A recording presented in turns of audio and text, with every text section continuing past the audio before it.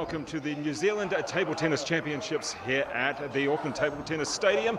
With me now, it is Matt Hetherington. Matt, you're the expert commentator today, so what you say goes. And great to have you here because this is pretty exciting for a large number of juniors from around New Zealand. What are you sort of expecting for these quarters, semis and finals? I think we'll have some really good matches. The players that have made it this far are usually of the highest caliber in the country, so if you haven't seen table tennis before, you've picked the right day to come and watch. And how many people over this, I guess, the past weekend and this coming week are going to compete in both the juniors and the seniors? There's around 320 players. You have a whole spread of events, so junior teams, junior individuals, singles, doubles, and then, of course, starting on Wednesday, I think, in a couple of days, you have the senior event starting. So, yeah, around 320 players, 15 to 20 different regions from all over the country. And is that a normal sort of number, around about the 300? Is it normally that we get around that many, or is it usually more or less? I think it seems a little busier this year. I mean, it's great. This year's the first year in a couple of years that the Nationals has been on, so it's good to see people back and excited about table tennis again here. And just finally, I mean, it's busy behind us. There's a lot of matches going on, and quite a bit of support from different family and coaches and friends as well. Isn't that great to see? Yeah, it's always been a very family-oriented sport. You know, if you have 320 players, you probably end up with 500 to 600 people coming through here during the week, and lots of noise, as you can hear, and a lot of support, so it's great stuff. All right, we'll come back in just a moment for the first of our matches on today's quarters, semis and finals day.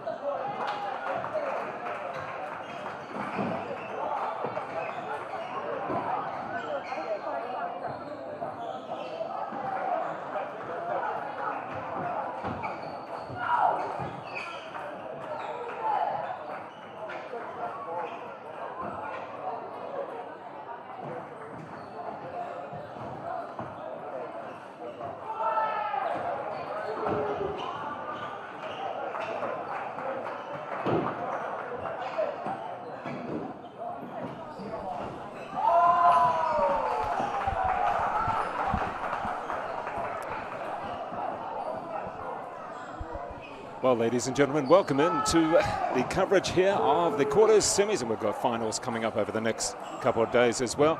And we're here for the New Zealand Table Tennis Junior Championships. You can hear a lot of noise in the background, some enthusiasm as we get underway. Look at that, the polishing of the table too.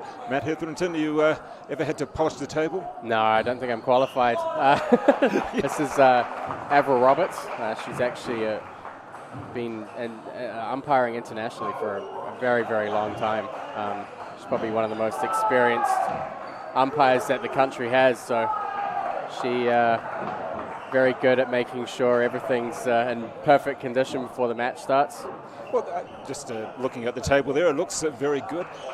Does it matter if it's wiped down or cleaned as such? I mean, what's the difference? Well, especially now. I mean, we've had a couple of little bit overcast days up here in Auckland, and if it does start raining, in a sport like table tennis where, you know, the ball's quite small and everything moves quite fast, weather conditions actually affect a lot. So humidity is one of the difficult things to deal with, and you want to make sure that the table surface stays dry.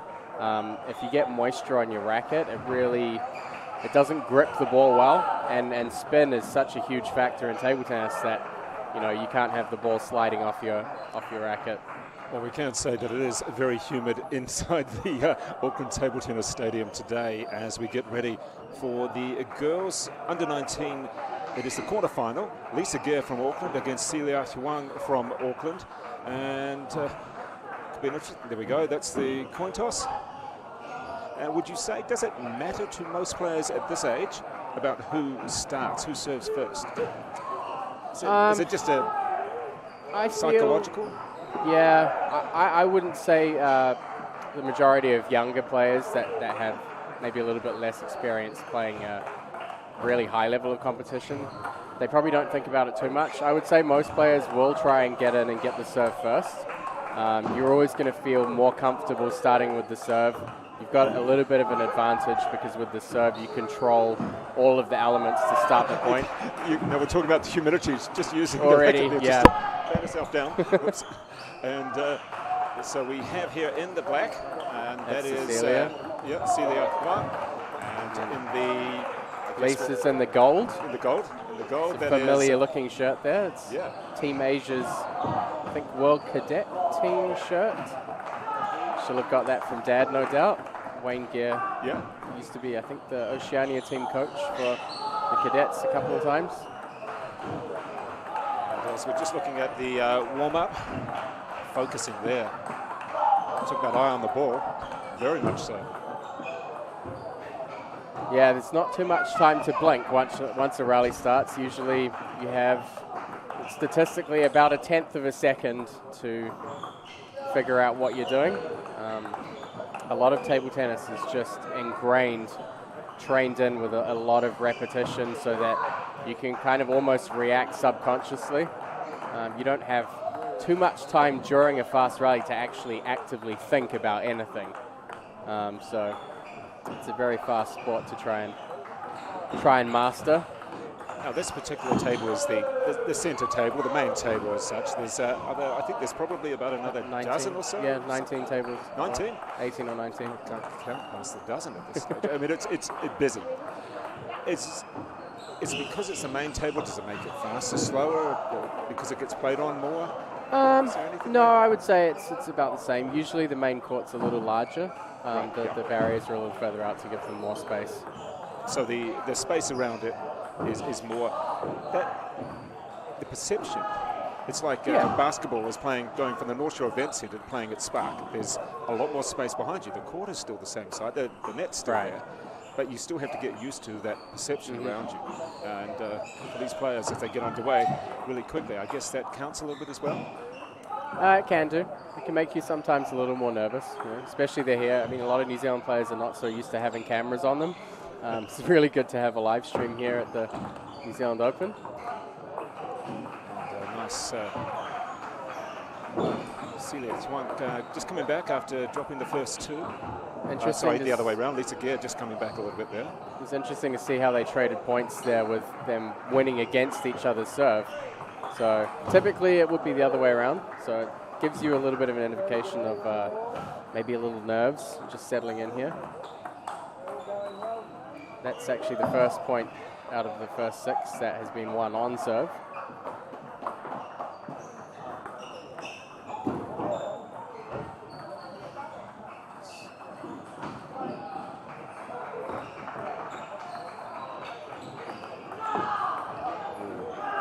It's a lovely little serve getting down so low to the table, so low to the ball. Yeah. Able to use the racket there. There we go. Close up of it. So she's mixing a lot of spin as well. So the first serve was a little bit more of a topspin serve. That one's backspin. You'll see a lot of different service variations. Real chop on that serve. Great lovely long rally and the fist bump as well to go.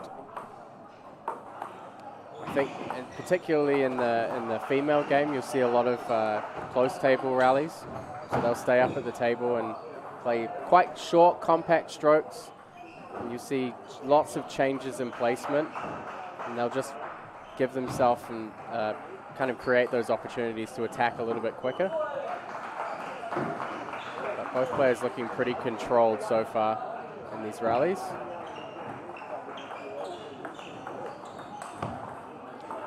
A lucky break there. Yeah, the hand up, acknowledging.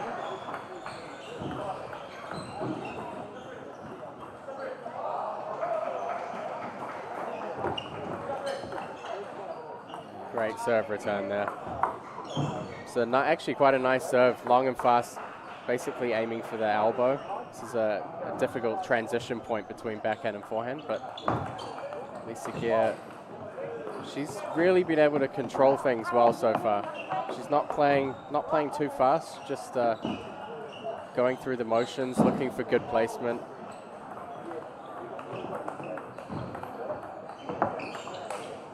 Oh, and went for the huge got away shot. with that one. Yeah. I mean, she really worked an inside-out forehand as such, but it was just a bit too much.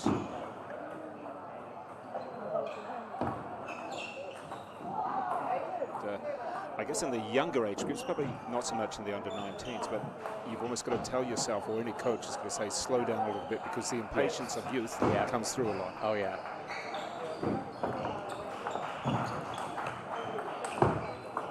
And again, Lisa Gear doing pretty well back off the table. She's won a couple of points from back there. She was just able to block it back a little bit. Didn't have to hit too much. More of a block. She's been very steady so far. It's a good playing style to have for the first game of a match. To just come in and get those initial shots on the table. But Cecilia Huang's going to have a couple of game points here. She's got the game point, but she's never led by more than 2 throughout the whole set. Nice. There we go. You can just see Gear is really, really controlled on the backhand. She can hit to the forehand from the serve. That seems to be the way for Huang. Let's have a look. Oh. She would have went across the table rather than she's been going down onto the forehand. Down. But successful in the end. So takes the first 11-9. Celia Huang over Lisa Gear. This is the under-19 girls quarterfinal. As the players just get that fluid. The very warm conditions. You can see again fanning herself, and that is Lisa Gear from Auckland. Both of these competitors from Auckland. Just the focus.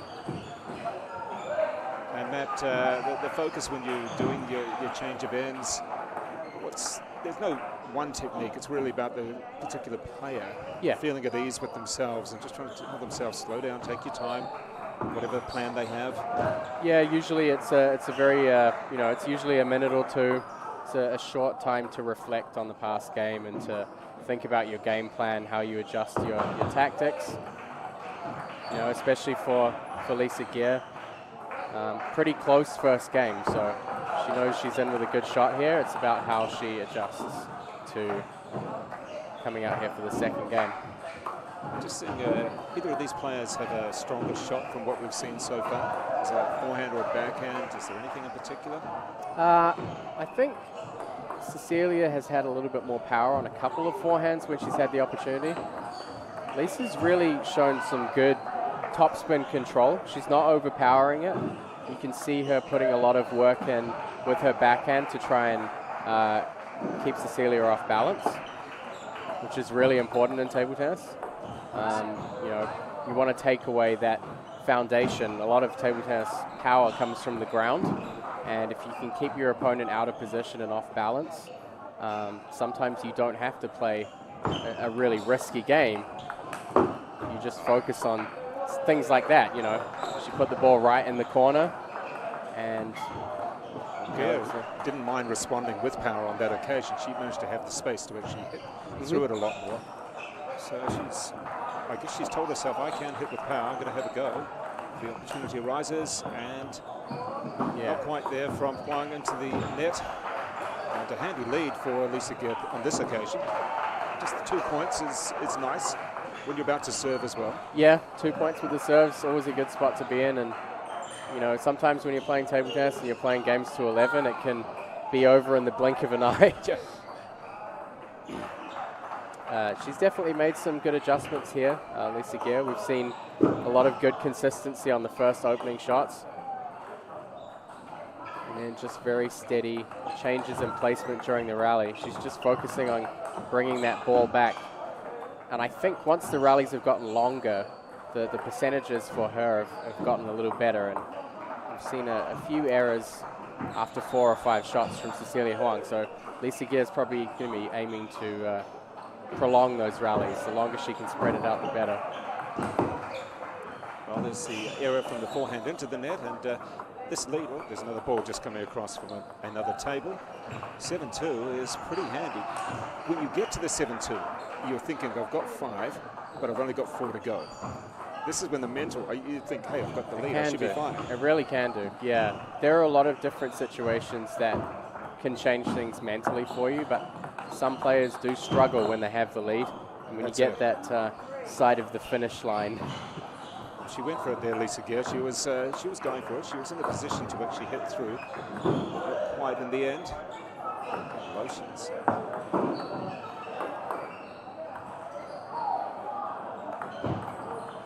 Great serve there. Good table depth. Anytime you're going for a long serve, a lot of the time you've got to make sure you get good speed and good depth on the table. Oh, lucky edge there. Just took off at right angles, that one, and there was no way that Huang was going to be able to get it.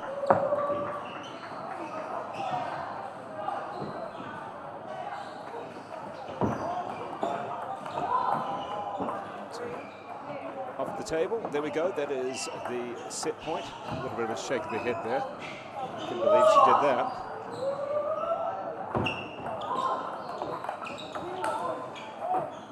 She'll take it, 11-3. Tie things up at 1 game each. They're playing best of 5, so the first player to win 3 games will be heading through to the semi-final. This is for the under-19 girls singles event. So let's just have a look at that last rally, I think. The grip there. Yeah, so usually on a lot of serves. Serving, actually. A little bit of action focusing on Lisa Gear. Yeah, usually on a lot of the serves, you'll change your grip to get more range of motion in your wrist. So a lot of the time when you're serving, they'll actually take the other 3 fingers off the handle. So we're just about to get underway again, and this is the 3rd set of the girls under-19 quarterfinals. And we have Celia Huang in the black shirt and Lisa Gear about to serve, and this is the 3rd game. It seems, Matt, that Huang has been the aggressor. However, at times during the 2nd game in particular, a little bit too aggressive, that she should have stayed in the rally if she could a little bit longer. Yeah, I think so. I think she seems to be putting a lot of pressure on herself. And, you know, when you're playing someone like Lisa, whose style is more geared towards controlling the table and maybe being a little bit more passive, you know, the risk for you is making those unforced errors. I think, especially with table tennis, once your confidence starts shifting a little bit, you know, if you lose that confidence, every small little detail counts. So, you know, not being confident about moving into position or playing a full stroke, having a little bit of hesitancy, all these kinds of things start to That was affect the you. serve into the forehand side of Lisa Gear, and a couple of shots back, just lost control on the forehand, and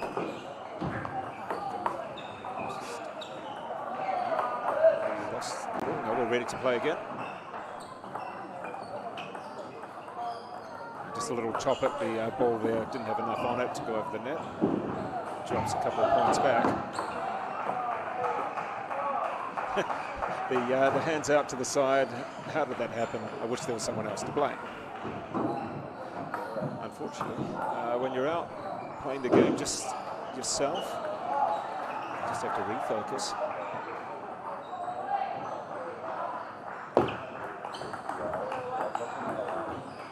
Better placement there. That's more the pace that she needs to play at. I think she needs to remember who the player is at the other side of the table. You know, she doesn't have to attack with a crazy amount of power.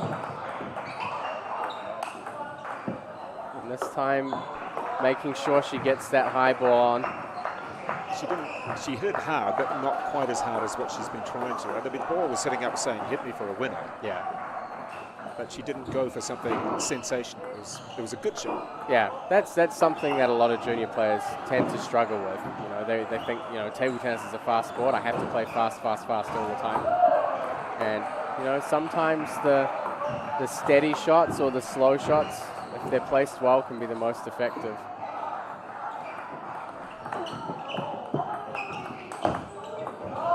That's great a much better forehand rally, there. Yeah, and that you could really see this time she took a little bit more time to figure out which was the right ball to attack. So shot selection is important. Well, she put her opponent in a corner and then was able to move her just a little bit more and open up the table.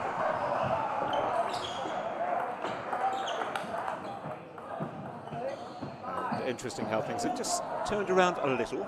It was Lisa Gere leading 2 games to 2 points to 0 early on, and now we have a little bit of a switch around, back to 6. So this is the third. This is an important game. Yeah. Third, if it's 1-1, it's playing best of 5. Having a 2-1 lead can give you good confidence and also a bit of wiggle room to not relax, but feel a little more comfortable. And into the net there, it gives the 1-point advantage to Lisa Gere. Up 7-6, remembering that it was 11-9 to Huang in the first. However, in the second, switched around dramatically, 11-3 to Lisa Gere.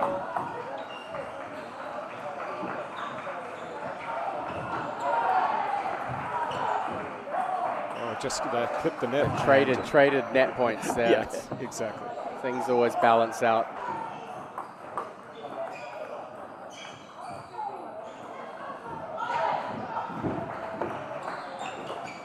That is a perfect half-long serve. It kept so low. It was so hard for Gere to get her racket underneath it.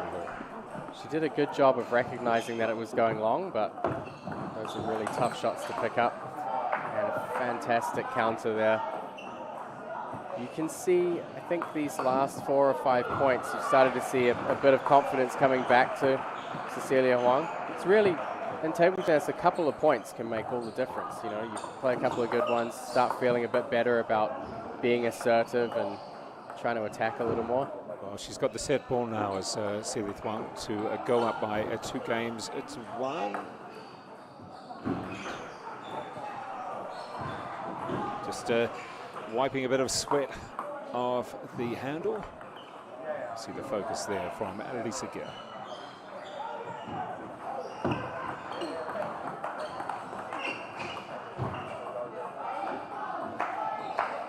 Both players now really having to towel off a little bit as well. We see Cecilia Huang taking the third, 11-8, and the 2-game-to-1 lead. This really matters. I wouldn't say it's a 50-50 game, but it's anybody's as such, because we haven't really seen either player be totally assertive. Sure, the second game was 11-3 to Lisa Gere, but that was just a sort of complete switch around and a lot of errors from Cecilia Huang, wasn't it? I think there's a lot of adjustment going on. The first game was quite close, and I think both players were trying to figure out what their game plan would be.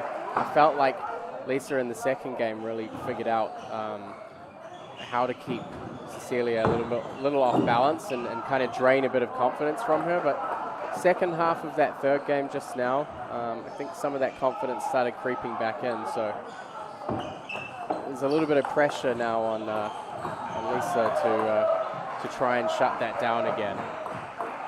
1-1 on Huang's serve to start the fourth. Good topspin there on that opening.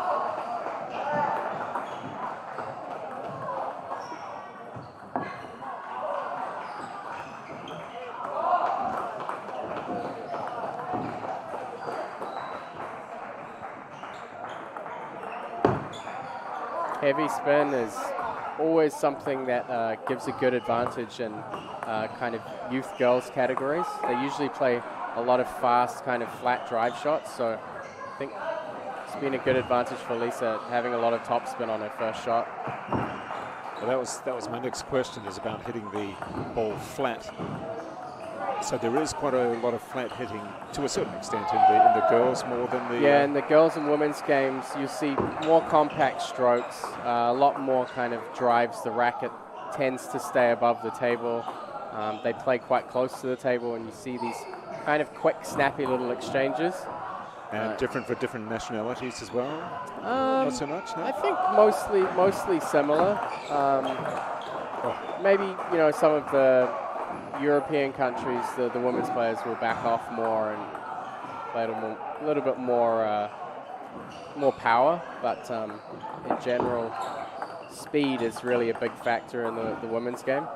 Well, we saw plenty of topspin there from the serve of Lisa Gear. However, it was Huang coming up at the point as Gear hit off the table.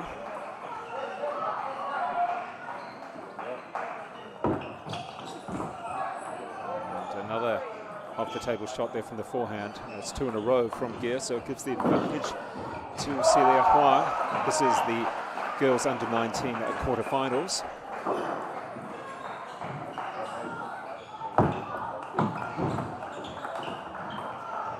Great footwork there from Lisa Gear. She had to do a bit of coverage there as well to really stretch out to the forehand. Yeah, great serve too from Cecilia Huang.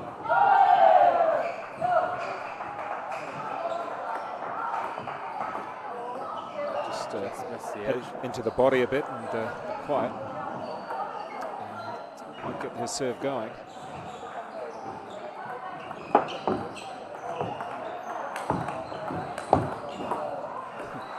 You can see the aggression coming from Huang, and the defensive effort of blocking it back from Lisa Gear was effective to start with, but Huang able to take a couple of big shots. Yeah, I think earlier on when we saw Huang making a few more unforced errors, we had like a bigger disparity in the scoreline. But now she's been able to connect those shots together a lot better.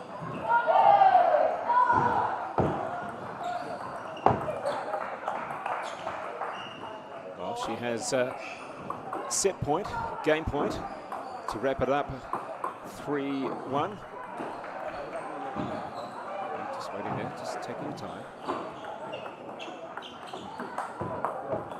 Really, again, good heavy topspin there.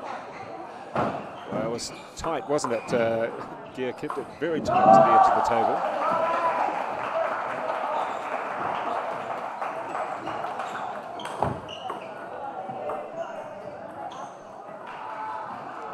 And she'll take the match, 3-1. It is 11-5 in the third, so that is a full game she won it in, and it was 11-9, 3-11, 11-8, 11-5 to Celia Huang. She goes through to the semi-finals now. They'll be played, I think, later on today. So we're going to try and have a little chat with Celia Huang. Thank you very much there to Matt Hetherington. We'll have you back a little bit later on today.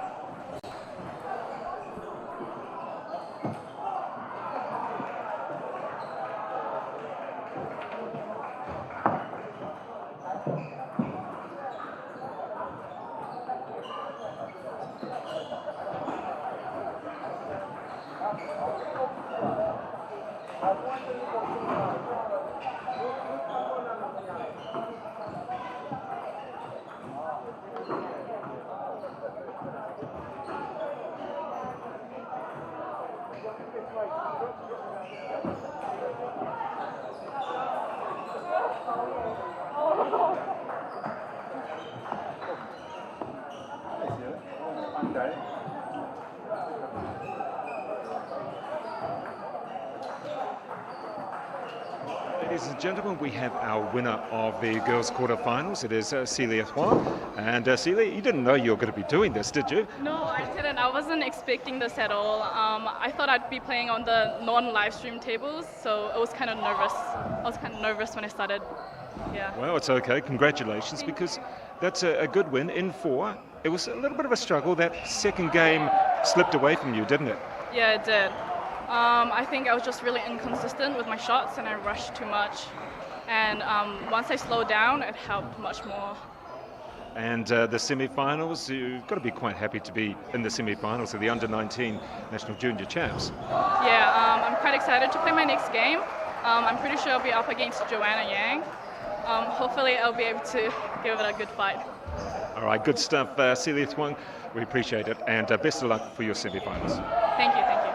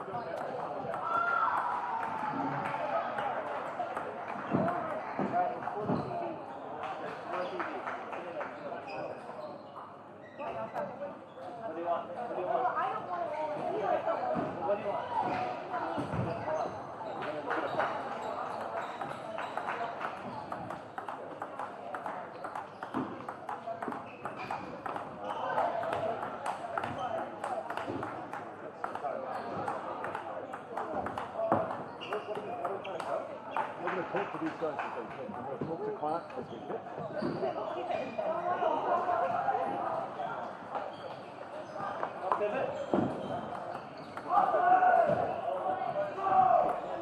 Okay, well, we're just waiting for both players to be ready. In the meantime, looks as though August is doing a bit of a warm-up with my co-commentator. And Clark, how are you going here? You doing all right? This guy's really fast. Really fast? Okay. Oh, that's nasty. All right. He's just waiting for his opponent, who is indeed on one of the far tables. But in the meantime, Clark, so your forehand's looking pretty good here. Not too bad, not too bad. Just trying to get it on the table. On the table would be good. Now, Clark, you were saying that a few weeks ago you actually beat this youngster here. Oh, it was a fluke. It was a fluke. Fluke for sure. Okay. Well, he looks pretty determined. Oh, and the behind the back shot. Oh, okay. Well, you're starting off pretty well. We won't embarrass him and get you actually counting the points, but what do you look at when you look at a youngster here, when you watch him play or when you hit against them? Mainly their technique and their footwork. So they use a lot of their feet really well, especially this guy. When the ball comes short, he comes in fast. The ball comes to the side, he moves his feet first, so he can always get to the ball. Hey, August. All right, let's have a couple more rallies. August, can you do another rally, please?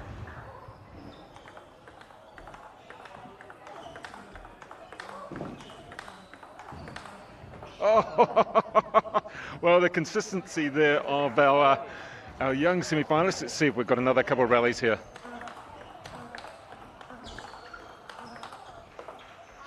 Well, Clark actually was doing a lot of movement there. You had him move a little bit.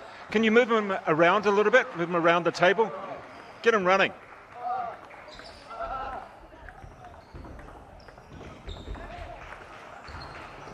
Oh, well done. Oh, that's a great point. So, how tired do you actually get when you're playing against someone who's moving you around that much? Very extremely tired. Imagine you're doing skipping all the time, and you're constantly on the move while trying to concentrate and hit the ball. I'm already half just talking to him, and it's only been 2 minutes. Well, don't get too puffed. You're going to have to commentate shortly. A couple more rallies if you don't mind, if that's okay, August.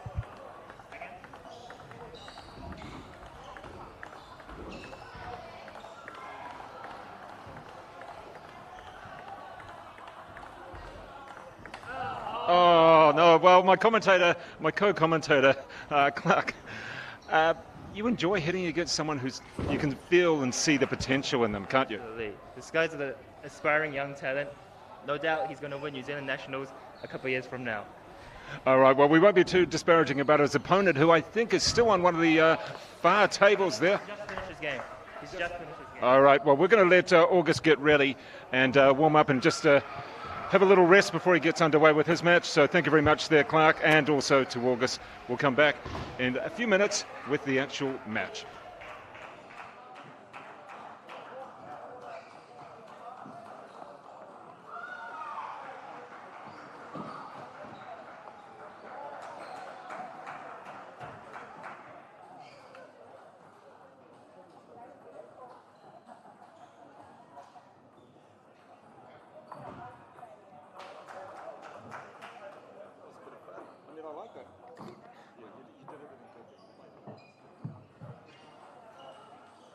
You can watch it after you win.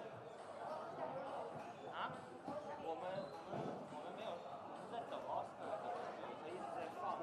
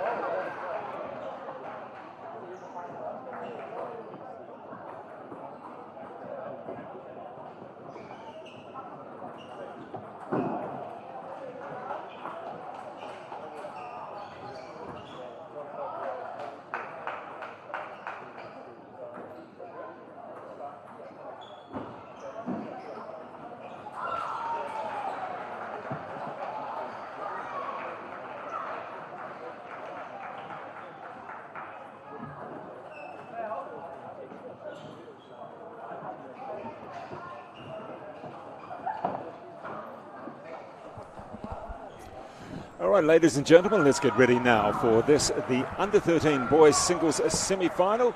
It is the New Zealand Junior Championships. We're not quite at the seniors just yet. They'll come up in a couple of days. It's been a busy week so far. That was a weekend, and now coming up a busy week with the seniors coming up in just a couple of days. But in the meantime, as we said, this is the under-13 boys singles semi-final.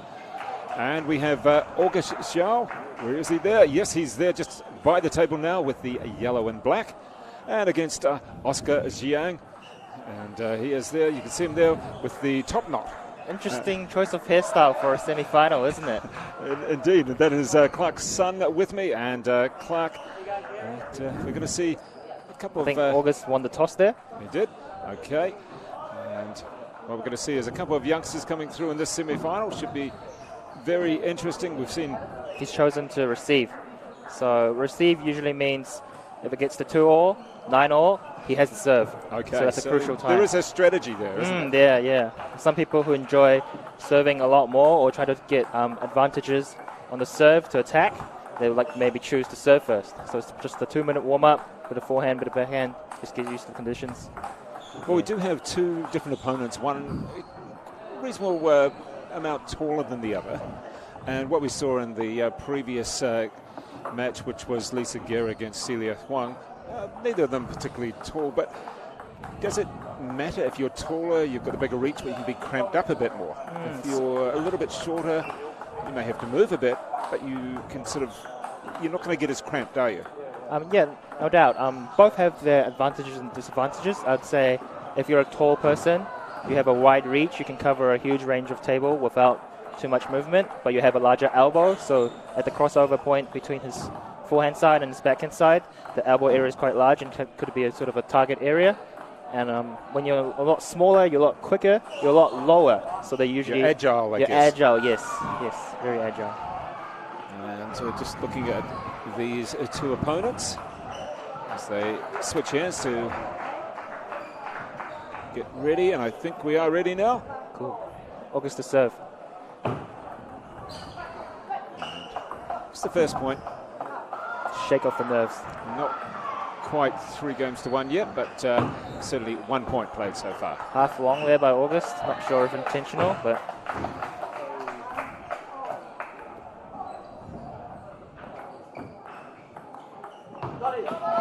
You can see the youngsters, they play with quite a fast tempo between point to point. I think there's about a 20-second allowance in every point, so you can see he's right into the next serve as soon as he gets ready. Great forehand ball, August. Yeah. Great forehand. Set himself up nicely for the angle to go across the table, inside-out shot, and driving through it. You see with the lefties, they're a bit different to the righties. They have a two inherent advantages. One is sometimes from the right-handed starting position, it can be a bit hard to see the serve, to see what spin he gets on the serve. Well, the tendency in most racket sports is that the left-handers can hold a shot a little bit later. And it kicks out. Wow, great counter by Oscar. There's no chance of August getting that one, was there?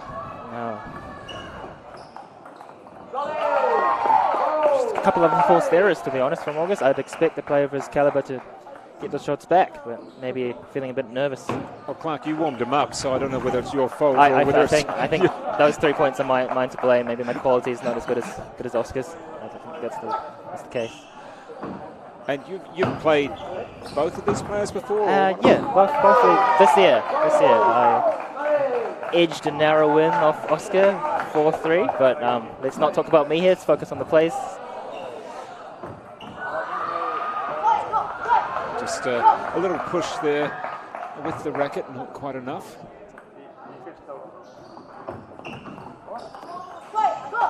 So that's two unforced errors as such. As August comes back into it a little bit more, where's he going to go with the serve? Oh, lucky Nick. Right. Yeah, when August gets those opportunities, he doesn't miss. Well, He really had the doesn't high miss. bounce, The didn't high he? ball, yeah. He really doesn't miss the smashes. We're seeing a few unforced errors come into Oscar's game, and he'll want to get rid of those. I mean, it's get the rally going, and then you've got more of an opportunity. Take your time. Yes. Great shot, Oscar. Good shot. You hear the Auckland crowd. August plays out of North Shore Table Tennis Stadium. Right. He's been playing since December 2019, so it's not even 3 years, and he's this good. Wow. And Oscar plays in the stadium here in Auckland, so he's got the home crowd support. Well, he's got a few supporters quite close to the microphone as well, actually. Yeah. Very vocal it's supporters. great.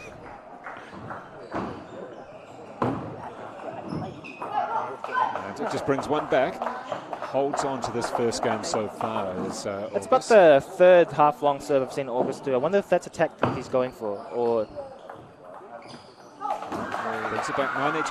What we're seeing with August's serve is he's been using the high ball toss, whereas in the girls' match that we saw before, it was very much a low or a back toss. Oh no! It's a good chance by Oscar. He fought for that point. 10-9 up. No! And it's 10-all. So was that a miss there or a miss time? What do we call that? I think he's just a little rushed. Just needs to take his time. It's the first match on the main table, you know. Just take your time, go for the shots. Don't put too much. That's it. A little bit of a fist pump as well from Oscar. So he has the first set point of the first game.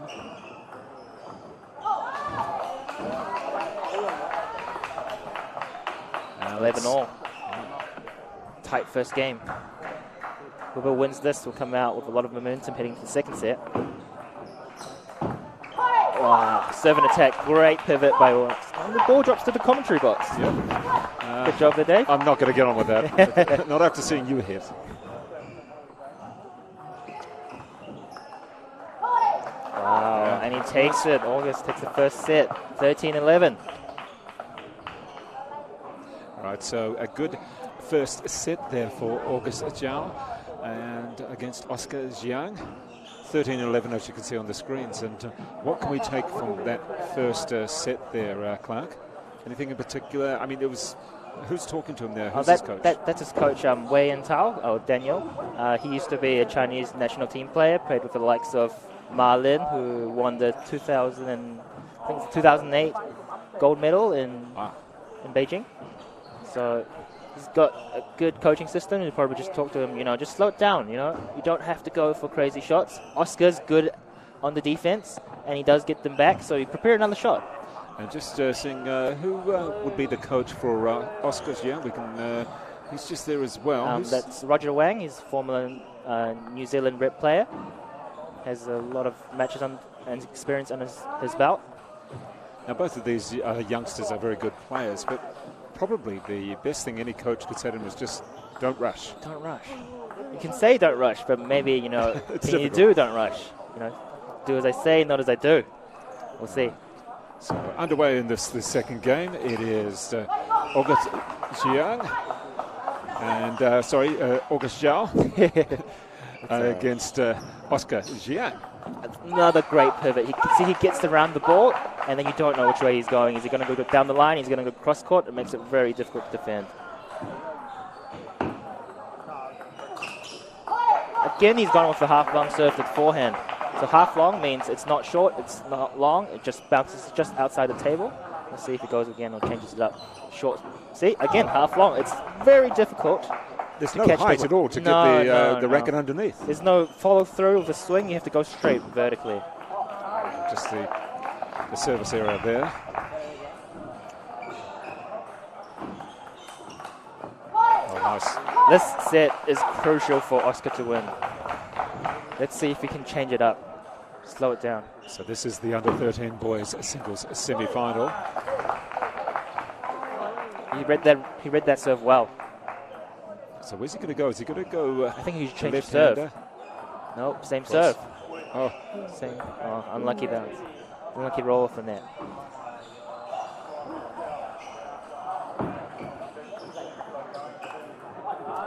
As for the big swing, and the big shot doesn't come off though. And so that is Oscar coming back a couple points, and just one between the two players now. Great defensive play. You see, Oscar seems to be always very ready for attack to his backhand. So August seems to need to prepare another shot. Change up the serve there, down the line, as opposed to the previous serves, worked wonders. Is there any, I guess, tendency for most players to serve to a forehand or a backhand or go down the line, cross court? Is it you should serve this way? Not particularly, no. But there are patterns. People do usually favor a side. You know, August, you can see with his starting position, he stands very far towards the right side of the table, intending to attack with his forehand. Oscar, a bit more balanced on both sides, starts standing about halfway through the table, gets the forehand shots with his forehand, gets the backhand shots with his backhand. Oh, wow. That was so well set up. He was patient with it as well. He waited another shot, got himself in better and better position each time. Absolutely, and Oscar out of position, couldn't find a block. Oh, opportunity for August there. He went for the shot, it didn't quite come off, it tipped the net and off the table. 9-6 up, important point. So push that one a little. You can see when Oscar receives, he pushed wide to August, and he's not quite comfortable getting a full swing on that shot. Let's see what he can do here. Just chops it down. Oscar staying in the rally. In the rally. As you see, August on the high ball, so confident. So it is a set ball, set point. Change of service. Let's see if he's going to go for the long, fast one down the line or just stay with the same tempo. Same. And finishes that one off, 11-8. So that is 2 games to love at the moment to August Zhao over Oscar Jiang. And Clark, has it gone the way you expected? Yeah, unfortunately it has. But it's tight. It's been it's been tight, 11. but in the crucial points, August puts his forehand in. Oscar seems to be a bit tentative on the block and can't produce enough quality to keep the ball on the table with enough effort. So just the advice there. What advice? Can you read the body language of what has been said? His coach is actually left-handed as well, so I would say he has a good connection with his student. It seems he wants him to not always go to his backhand, maybe go for a cross-court wide a bit. Not sure, I'm just reading. Yeah, just reading the signs I'm just reading and making it up at this point, if I'm honest. But otherwise, what we've seen there from August is that he's been playing pretty solid. He's got 2 games to love up. And does he just try and race away with it and take the third? Or does he just play the game, don't get carried away just because you're up by 2 games to love? Well, he's served really well. He's served half long very well. He's served short to Oscar's forehand very well, and he's an occasional backhand long serve to keep him guessing. So just keep it up. He missed the shot, but that was a great opportunity. Another attack to get in. There was a lot of table that was open, wasn't it? He could go anywhere he wants, so it's fine. That was a good receive by Oscar, but a little bit lucky off the edge of the table there. Wow, that's good. It's pretty humid in here. You can see the players just waving their rackets, trying to get a little bit of fresh air. It's been typical Auckland October or any time of the year. It's particularly with a whole lot of people in the stadium. A lot of people, yeah. It's muggy, especially if it rains. The ball tends to fall off the bat a bit easier, especially when it's just after rain. And it's been raining today? I think it has a little bit. It's certainly outside is very muggy and very humid. So we're at 3 apiece here. Let's have a look at the service action. Jumps under it. Gets attack. Great shot. So you just hammered away at that forehand out wide. Wide forehand. You can see August reaching for those shots a little bit. And a number of the friends, the mates of Oscar Jiang. You can probably... Another great serve and attack, pivot forehand. Them there in the background. And just crowd's gone silent. Yeah. So let's see if his mates are going to come out. Ooh, another lucky one. Couldn't quite reach that one enough to actually push it over. You usually don't cheer for those ones. It's a bit of lucky ball. Another lucky ball by Oscar. Somebody else wants Oscar to win. Somebody really above. Tipped the end of the table, didn't it?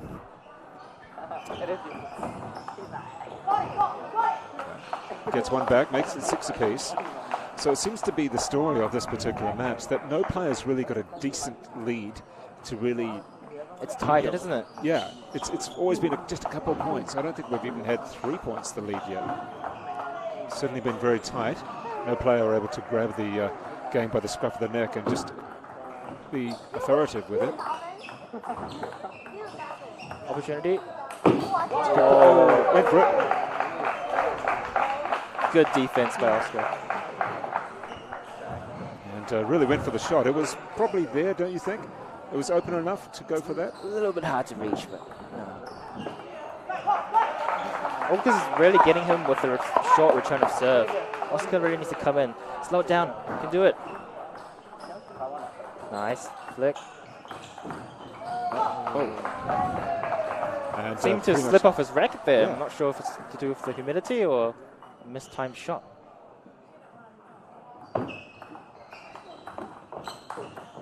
Oh, that's nice. Gave himself plenty of space. That's unstoppable. No timeout taken by Auckland. No timeout taken by Oscar. So that was the sort of shot that you really want to put yourself into a match point, don't you? Feel confident about it. And there we go. That is 11-7. So Clark, we've had 13-11, 11-8, and then it is, my pen doesn't work, 11-7. I think we got it there. It's a scribble, but we got there, managed to write it down. So in straight games, they're straight sets for... Difference of 9 points total, but a difference of 3-0 total. And the crucial points, exactly. August really clutched it up. Great job, August. Yeah. Was it last one was 7 or was it 9? I just had struggles there with writing it down, but that's all fine. He won it in straight, and that is a victory through to the final.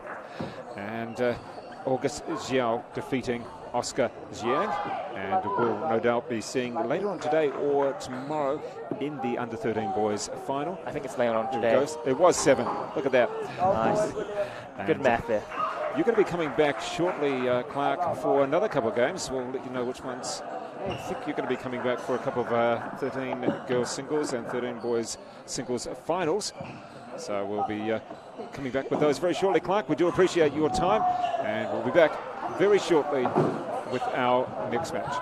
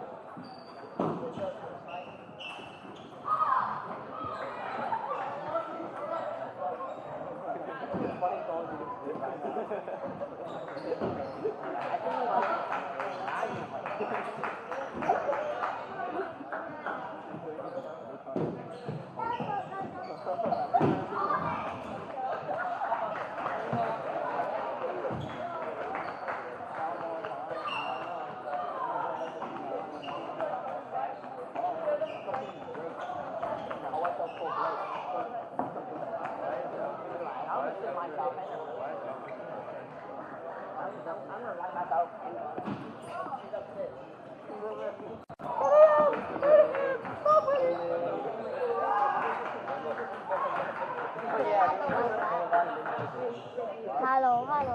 Where's the speaker on? What's your room number and blah, blah, blah? Mono to okay, we're gonna go for something like this. Mama to hello.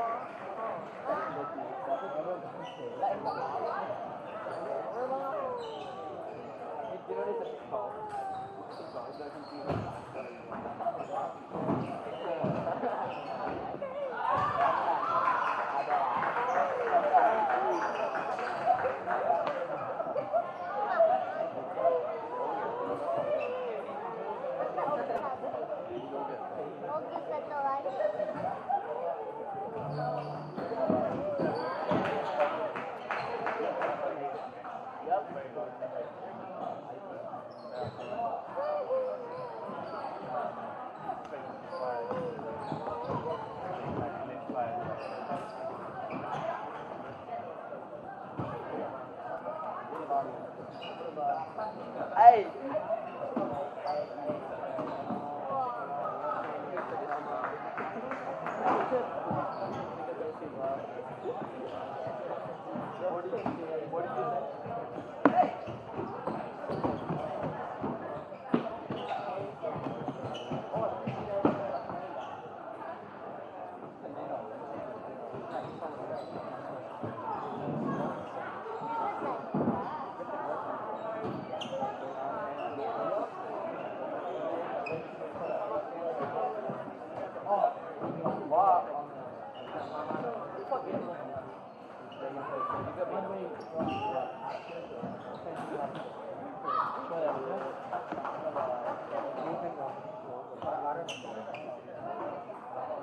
I've got old shoes.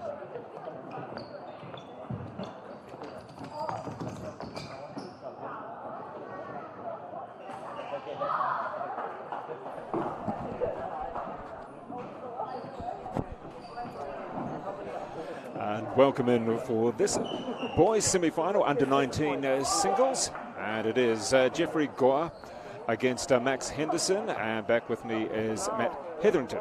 It's the semi-final, so we can see here on the table, well, they're both wearing black. But, Matt, let's see which player is which. Just seeing a lot of folding there of the, that's the headband, right? Yeah, for Max. bandana there for Max Henderson. He's from your territory, your area of the country. Yes, he's playing for Bay of Plenty. I think he's in his first year at Waikato University now. Grew up playing in Tauranga. And Jeffrey, as I've heard, he's from Australia, but as I've heard, he's over here now on the North Shore, playing at one of the table tennis academies there. So just watching the warm-up there. Under 19 semi-finals. We've already had a couple of very good matches so far today. And we can see that Max quite methodical about the way he's gone about just scuffing his shoes on the ground, then the way he rolled up and put on his headband. Just a couple of other little things around the whole table, taking his time to actually adjust and get ready for this match. Yeah, so I know Max has spent a couple of occasions overseas training. I think he went to South Korea once, and he's also spent some time in Germany training as well. And when you're young and you get that kind of international experience, that's where you pick up that kind of added professionalism, those little details to really help you be mentally sharp for your matches. So if you were an under 15 player or thereabouts in New Zealand and you had an opportunity to go somewhere for a month's training or something like that, is there any particular country or any particular place that you'd go? Or is it just anywhere that you can get to? Well, I mean, you know, geographically New Zealand's tough. Traveling places can get expensive, and it's a lot of you know, if you're going to go to Europe, you're looking at like a 40-hour transit, really. Was there a centre in Europe that's really the best place? Yeah, I think Europe, probably Germany, is the leading place. And then, of course, in Asia, China is a place where I always tell students that I used to teach when I was a professional coach, if you're serious about the sport, it's a place you have to go at least once. It's a very eye-opening experience, and they've been the best in the world now for quite a long time, and I believe they're actually the most winning sports team in the Olympic Games. The percentage rate of gold medals they have is the highest among all sports in the Olympics in history. So that's, although it can be a little bit too much of an eye-opener and too much of a shock to the system. It absolutely can be. And you can hear probably a bit of a thumping in the background. That would be the footwork and the hitting. As we're about to get underway. Oh, we have got underway, and Max Henderson against Jeffrey Goa. And already 1 point each there.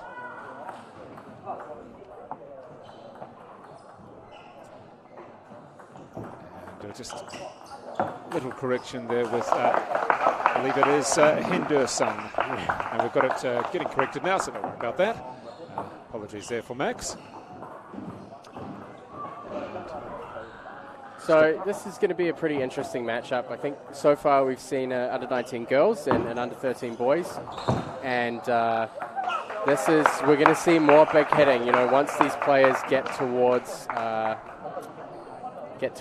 this kind of their last years of junior boys, and they're moving towards competing more in the senior men's, you'll start seeing more power, a little bit further back from the table, more big open rallies, but anytime they get a big shot, it's going to be fast. So and you're hard. saying that we're going to see a few bigger or wider swings from the players? Absolutely, yeah. You get to this point and you start building a lot more power in from the lower body, especially the legs. So a lot of physical training goes into the legs and the core in particular. What about the toweling down of the racket there, of the racket surface? Is that something which is common? It's allowed every 6 points. Stunning rally already here. So every 6 points they're allowed to towel down. It's a good chance to get like a little mini break. Yeah, I think we're going to expect a lot more of this, and Max is definitely a player who likes to get quite pumped up, a little bit verbal, get in that positive zone.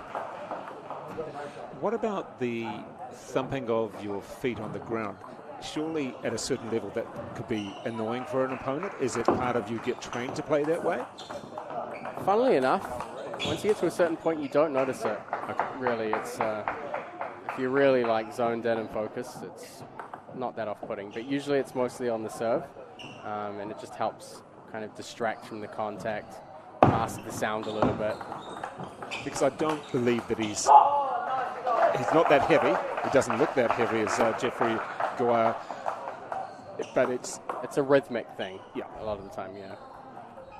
So Henderson up 7-3 here. He's great really service going for for that Henderson. shot, actually, and he's pretty pumped up too. Is it the philosophy here that he knows he's got to start strong? Because if he starts behind, he's going to be probably struggling to keep up or do a comeback. Yeah, I mean, he had I think the last match that he played, this quarterfinal, he won the first game 11-0, and then the next game kind of simmered down a little bit. So he's definitely a strong starter. Really feeds off that early confidence, and his service game has been going well so far, and he's been able to capitalize off that a lot. So just gets 1 point back, does Goa. And Texas, he actually seems to want to get on with it pretty quickly as well. There's not much hesitation in between. Yeah, being able to control the timing also helps a lot as well, and if he can rush Max a little bit, might help him force some errors like that. So you've seen these last 3 points, he's straight back up to the table ready or getting ready to serve, and sometimes that can upset a player if they like to take their time a little more and be a little bit more calculated. Neither player has given their opponent much bounce or much height at all. The ball was barely going over the net. They're really trying, because if the ball's sitting up, someone's going to go for it. Yeah, you want to keep it as close to the net as possible. And, great tactical play there. That one go. It's a good angle to play, going wide off the side of the table. Usually gets a little bit of a weaker opening. You don't have as much space to swing at the ball. So a lot of players will pick on that wide angle and then get ready to counter. Max. And he's excited about that set point. He's ready to go. His opponent isn't quite ready just yet. So this is Max Henderson aiming for the first game of this, the under-19 boys singles semi-final. Here we go. Let's see if he can take it out.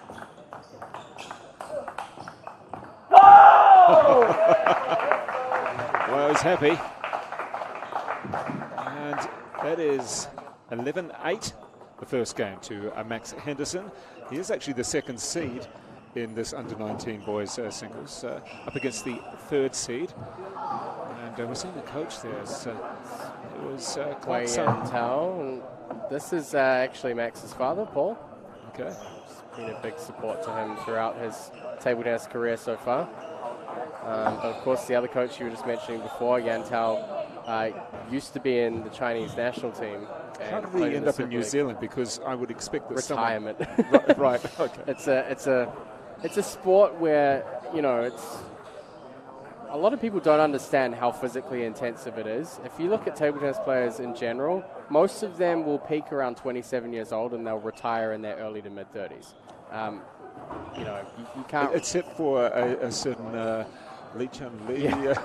Yes. It was hitting pretty well earlier today. Exceptionally passionate table tennis players out there that go on a little bit longer, but yeah, it's a tough sport. It really is. I think it's something that people, when they see recreational players playing table tennis, they don't make that connection, and a lot of people don't see it as a very physical sport, but it's tough. It's really tough when you get to the highest level. Clark's son, when he was having a little bit of a warm-up with August, he said it feels as though you've just been skipping the whole time, for 2 minutes of skipping. Yeah. So we're underway now, and this is the second game, of course, the first taken by Max Henderson, 11-8. Henderson serving here.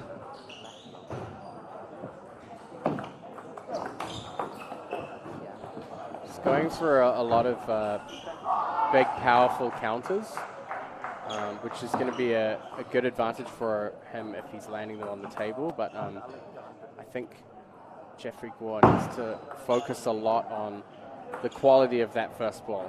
So the quality and the placement. He wants to stop those counter loops from happening early in the point. That's a perfect example there. Just putting a heavy amount of rotation close to the net, and he gets a soft return instead of a dangerous one, should we say. What we've seen from Jeffrey here is a very high ball toss on his serve, whereas Max Henderson keeps it quite low.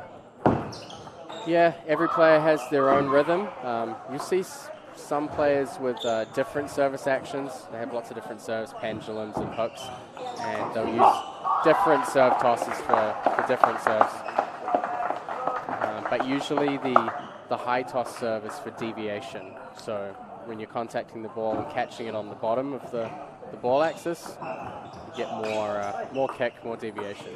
What we saw there from Henderson with that serve, looked as though he was going to hit it with a forehand side, but instead then just switched to the backhand at the last moment. I may see it on this, I'm not sure. More of a regular type serve, but the previous one, it was hard to actually anticipate watching it, where he was going to go. Yeah, it's very much a game of deception and variation and disguise. The spin and the pace changes are a huge factor on a ball that's a little over 40 millimeters in diameter and very, very light. So really do a lot. Just on the lightness of the ball. Now it's pretty humid in here, but if we put on air conditioning, I guess that's going to affect where a ball could flow or what could happen. Yeah, I mean, it's one of the difficult things about adjusting. You go to different clubs in New Zealand. The conditions are different, you know. There are clubs that are closer to the sea and there's more humidity. There are some clubs that are higher up. I mean, in America, I played in Colorado at 2,000 meters of elevation and the ball floats and it's difficult. Well, that's some of the things around the world. I'm sure you would have played in some places or trained in some places that are very, very humid, even compared to Auckland. That must have made it interesting. Yeah, China in the summer gets to about 36 degrees in the training hall, and not all of them have air conditioning, so it's there's a lot of perspiration. Good for getting in shape, that's for sure. Oh, superb block there. That was a great flick of the backhand, but instead it was blocked back for a winner from Max Henderson. And Jeffrey Goel is 7-4 up in this second after dropping the first 11-8. And just the look on his face then was angst. Yeah, I mean, in a match like this, one of the key things when you get to this level is that opportunities are not going to come to you. You have to create them. And so when you set a ball up like that, which he did, and then you miss that opportunity, it can get very frustrating. And there's another prime example, you know. Anytime you get a chance like that, it doesn't happen by chance. Well, he's let Henderson back into it, just 1 point down now, and make that very equal. So those unforced errors, there's been about 3 in a row there, or 4 in a row, and Henderson is back in. He's just talking to the official. So you can tell every 6 points, but usually communicating with the umpire, so he was just indicating there was some sweat or some moisture on his racket. So the umpire could have said, no, you've done it enough, yes, as such. Yeah. But, I mean, in most occasions, if there's moisture on the ball and it affects the game, then it's a let anyway, so. How often can a player call a let? Is there a rule like, you know, you call, like in some sports now, you're called enough and that's it? Generally, you would leave it to the umpires. In some situations, you know, if the ball hits the net on the serve and you see it and the umpire doesn't, you might call a let. Or, you know, if a ball's coming in from another court. But, you know, certainly in events like these, the umpires generally in control of things. Oh, that's a wild swing at that one. And it gives the set point to Jeffrey Goel. And let's see if we can wrap this up, make it 1 each. Of course, the first was Max Henderson, 11-8. Nice little no spin variation there. See Goel putting that one over the end. It's funny, the older we get, the more stoppages we have. Isn't that the case? Yes. The 13-year-olds that we had, well, they were just into it. They hardly stopped at all. Yeah, you definitely slow down as time goes on. I mean, I've seen table tennis players into their 90s and even over 100 that are still playing the game. It's really a game for life.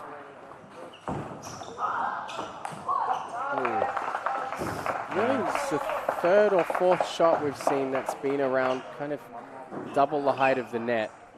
It's kind of ripe for the picking for Goel, but he's made a few unforced errors on those. Oh, and there we go. That is the second set to Jeffrey Goel.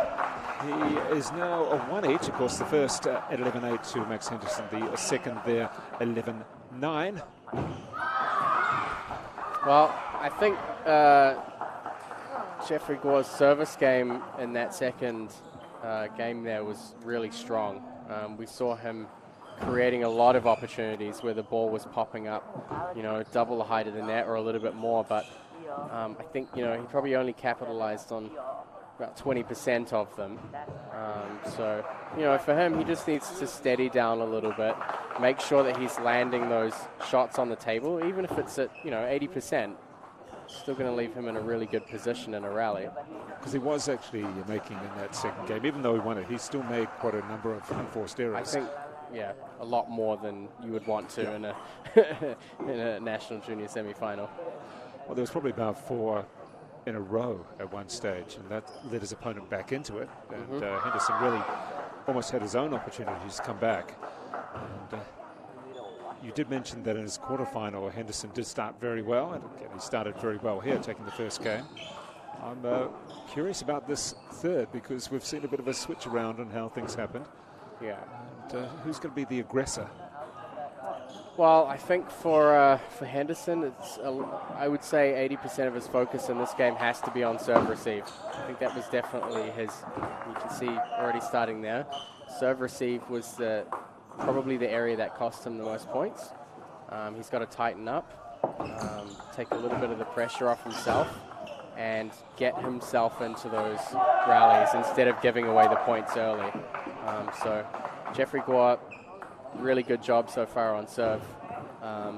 Gets the first 2 points here off the serve already in game 3. So a little bit more height on the ball toss. He's going to be happy with that one.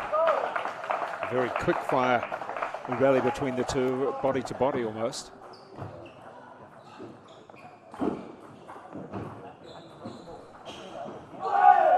Just waiting for the ball to come back.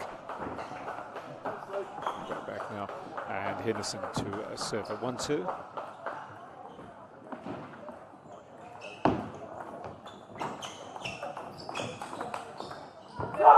It's a nice defensive shot, wasn't it? It's the second time he's been able to catch him out there on that forehand corner. There, he knows it. He's very bang expressive, to one isn't he? corner, bang to the other. So, once he gets into those rallies, as long as he's focusing on the positioning and placement, he's got a good chance. Pretty much. Always some good support around the tables here at the Auckland Table Tennis Stadium. Is it 19 tables, I think, or something similar? Yeah, 19 tables. And certainly the stadium is in use this week, but all the time, at just about all hours of the day and night, isn't it? Yeah, and I think, you know, for me, I've been away for 4 years now, and it's nice to come back, but I see a huge improvement at the junior level here in New Zealand, especially in Auckland. A lot of growing programs, a lot more involvement with the community. It's really great to see. But there is also the philosophy, people say, it's something I can't stand, the big sports. Well, that doesn't mean anything. It's for a sport like table tennis, you can list up a whole lot of other sports where there is huge involvement. And it doesn't, people say, oh, that's with particular coaches. No, it's actually across the whole country. Yeah. The whole country, and different coaches. And it just doesn't have to be that it's played in a big stadium. Oh, yeah. Yeah, and I think the magic of table tennis is that it really just spreads to everyone. You know, you have wheelchair table tennis power programs. You have Class 11, which is for table tennis players with intellectual disability. You have kids as young as 4, elderly as old as 100. It really just transcends every demographic you could think of. Big rally here, not quite. Max Henderson managed to get that 3-point advantage. It's just one back for Jeffrey Goyle. And now it is Henderson with his serve. Gets down low. A bit too wild on that shot. Just needs to slow himself down. You can see how, I don't know how far he walks in between points, but it seems to be a long way. He's always busy with what he's doing and just keeping himself moving. It's a fine balance of, you know, table tennis points last maybe like 5 to 10 seconds on average, and then you kind of just slow down a little bit and reset. So he's come back. Those 3 points have been whittled away, chipped away by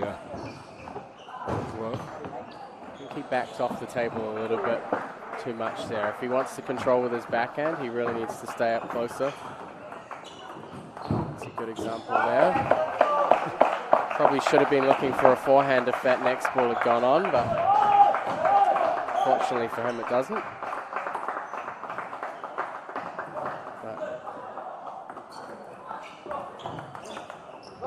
Yeah, you can see that's not really a habit you want to get into. If you start playing with your backhand off the forehand side, you lose that aggressive mindset. Yeah, you can see it was an awkward shot. He almost seemed in two minds himself as to which way to play. There's 2-point advantage, but 2 points away from the set. This probably, I would say, would be the two most important serve receives for Henderson here. He's probably got in the back of his mind, I'm almost there. Almost. But if he thinks about it too much. Yeah. That's an intriguing point.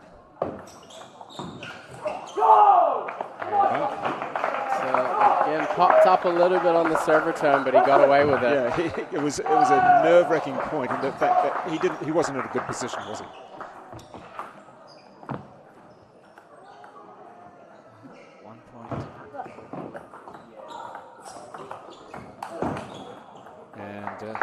Henderson just pushed back a bit. Yeah, he needs to be careful. I mean, if he gives Guo the opportunity to play with forehand power, he's going to play with forehand power. He does have big shots in his repertoire. He's excited about that because he's just taken the third game for a 2-game-to-1 lead. That is Max Henderson. And well done there for Henderson. He was pumped up about that. Just takes that 2-game-to-1. Definitely a bit of a fist pump there from Dad, Coach Dad. Definitely a big deal in a best of 5. Going up 2-1 certainly changes the dynamic for one player. There's a lot more pressure when you're down 1-2. But, you know, it's a different mentality on both sides. One player is trying to fight back. The other player, I think one of the distinctive things in table tennis is whether you play to stay in the lead or whether you play to win. And it's a very different, it can be a very different mentality. So certainly when you're in a position where you're up 2-1, you have to continue playing to win and not get too passive or scared about trying to stay ahead. Just looking at coaches of the respective players. Relatively calm. Always, yeah. You've got to. There's no coaches that you see in table tennis around the world who get really pumped up. Oh yeah. Some of them are nuts. I think it depends on how well you know your player. I can imagine if you're in Asia and you have a big crowd, and maybe it's China against Korea where there's history, and the players, and I'm sure the coaches are getting them just as worked up. Yeah, generally, but usually when you go back to the bench, it'll be more stoic and focusing on tactics and trying to simmer things down. Then you get back out onto the table, and point by point, everything builds up and gets crazy again. And have you been in some stadiums where it has been so much passion brewing in the crowd and the players? Yeah, I mean, I've had full stadiums of 8,000-10,000 spectators. I was fortunate enough to play the World Championships 3 times for New Zealand, so I've seen it all for the most part. And has it given you a wow factor that you've just gone, wow, this is? I think the first time in particular, yeah. The first time I played the World Team Championship, it's a different vibe. It's very team oriented, but yeah, the first year that I played, the stadium was packed out and it was very, very rowdy. Good stuff. Well, we've still got a bit of noise here at the New Zealand Junior Table Tennis Championships at the Auckland Table Tennis Stadium, Gillies Ave. And we're watching. This is Max Henderson in the near side from Bay of Plenty. Got a lot of rebound off that net. Big smile there. Was he talking to his opponent or his coach? Might be Dad. Yeah. So 3-3. Jeffrey Gore with the serve. Again, really done a fantastic job of serving. I mean, very well disguised. Just pushed that one a little bit too much. And there's the heavy. I mean, that's really, really textbook perfect stuff. I mean, you have 2 serves back to back. Relatively similar action. First one's no spin, second one's heavy backspin. it's that kind of deceptive play on serve that's really helped him in this match. You can see the racket there just flicked over and too much flick, I guess. Just pretty much straight down to the bottom of the net. Break off the net there and steady follow-up. Pretty close quarters here this game. Guo has to win here to stay in the match. I mean, really big match for both of these guys. One of them is going to go through to the final here. It's a bit of a trans-Tasman battle as well, with Guo being from Australia, but so he is Australian, but he I think it's just very recently coming out. I think he's here for a year, as far as I've heard. But I think the confidence coming out of Henderson has really been a big factor here as well.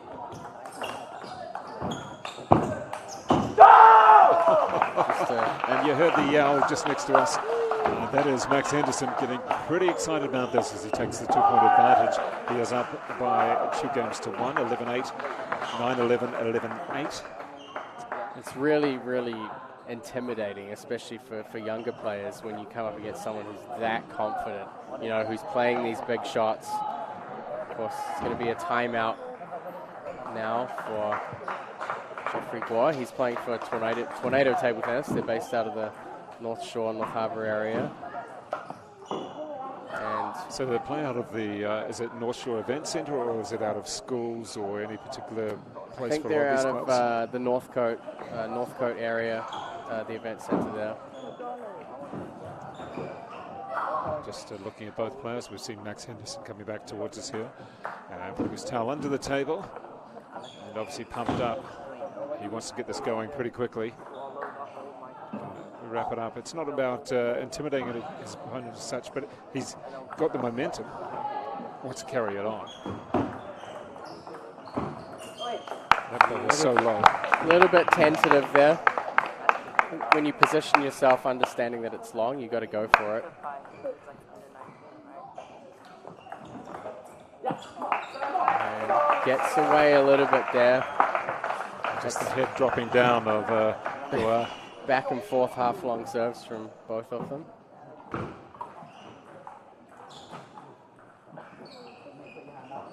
think the experience under pressure here is probably in Henderson's favour a little bit. Oh, goodness.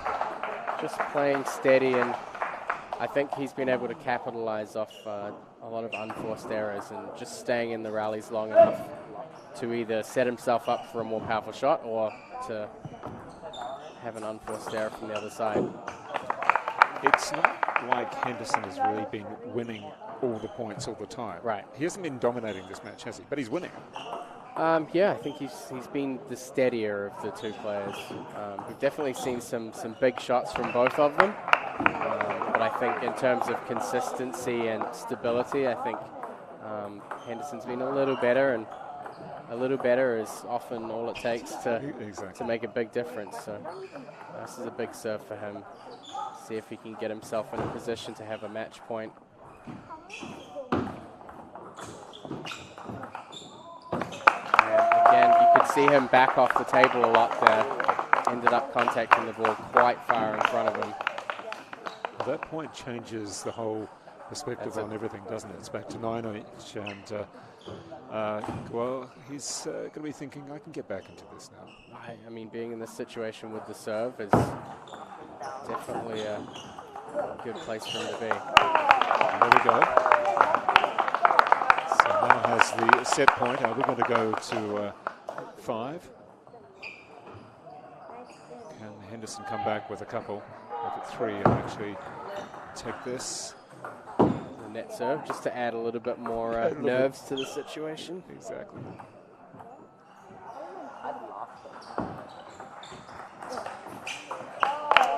And there we are. We are going 5, folks. That is 11-9 to Jeffrey Guo. This is coach there. So we're going 5. In fact, I'm just looking at how many points are difference between them. And even. Yeah, pretty much. Even. I think so. Oh. No, there's a couple of 8s and a couple of 9s. There you go. It's fairly close, though. Fairly close stuff, yeah. Yeah, I definitely think if Guo, the real factor here is consistency, but it's in different areas. So Jeffrey Guo's first opening could use a little more consistency. You know, getting himself in position in the rallies. He's been a little inconsistent with the unforced errors, but at the same time, and I think the reason why the games have been so close is that there is kind of a similar level of inconsistency coming from Henderson on the serve receive, and a lot of the time he's trying to keep the ball very short. But to keep it short, you have to, there's a lot of little subtleties, and he hasn't quite found the mark in reading his opponent's serve, and so we've seen a lot of those short receives pop up quite high. So, yeah, it's an even matchup for different reasons. That's our expert commentator, Matt Hetherington. Nice to be called an expert, isn't it? It's not bad. I could get used to it. Yeah, exactly. And you can see in the background we've got a number of players who have already been on courts, but already played games today. I guess some of them are playing 3, 4, 5 in the one day. You can see Lisa Gear to the left of the screen. And one of the good things about table tennis is the players do stick around to support each other. It's not like played my match, I've got to go. Yeah. I mean, once you're in the building, you're in the building. But one of the things that I think a lot of the junior players in particular, they don't get out of the building at all. You see a lot of them, and they are in here all day. The more experienced players, usually after a match, they'll get out just to walk around the building, just get some fresh air. You know, you've got to see get if it's yourself still light. Yeah, yeah. Check the weather. Yeah. Well, that's the thing, though. You're under fluoro lights most of the time. Or yeah, it's exhausting. Yeah. You know, I've coached in tournaments where I've come out of the stadium at the end of the day more tired than when I'm playing, because it's a long day and there's a lot of focus required. Good rally. And really great rally from both players. Henderson doing a superb job of moving back in and really putting pressure on that backhand, but Jeffrey Guo so far during this match has found some great angles to the forehand. I'm not sure who our supporters are actually supporting there, but they're enthusiastic next to the side of the court. I'm not sure who they're going to support, whether it's Henderson or Guo. But at the moment, Henderson has got the serve at the moment, and he's up by a couple points. This is a good position to be in. Of course, the players will change ends at 5 in this 5th game. And Henderson just a really steady block there. Not really clean. It's slower than usual. It's going to disrupt a lot of rhythm. So players swapping ends at 5. Is there any particular, I wouldn't say uniform, but gear that players prefer to wear, or is it just the polo or anything? I think as long as it's light and doesn't accumulate too much sweat. It doesn't also get in your way when you're... Yeah, it's important. Yeah, coming but at you. Generally just something that's breathable. It is an indoor sport, and so, again, humidity and heat, you have well over 100 players in a venue all together at the same time, and things heat up in here. Took a big swing at that, probably a little bit bigger than what he needed to. Went for the shot very early. I don't think he'll be unhappy with that, though. Sometimes even though you miss, making the right decision is better than making the wrong one. So, he's giving him plenty of height on the ball. So, certainly, I think one of the challenges for Henderson has been that he's able to give himself a lead, but there's definitely pressure on keeping himself in a good, stable position. He's got the serve now, and let's see where he's going to go. Is he going to go forehand or backhand? Switches. Definitely a great serve, but not quite enough legwork on that first opening there from Guo. He's going to trail by 3 points now in this deciding game. It's a nice little lead to have, particularly with your own serve. And a brilliant set play there from Henderson. He really planned out the point ahead. He played that one very well, didn't he? Yeah, this is, you know, when you get to these crucial points, you have these set plays, you know, you use a serve type that you can kind of predict a highly probable response, and you could see how quickly he knew that ball was coming back exactly how he wanted it.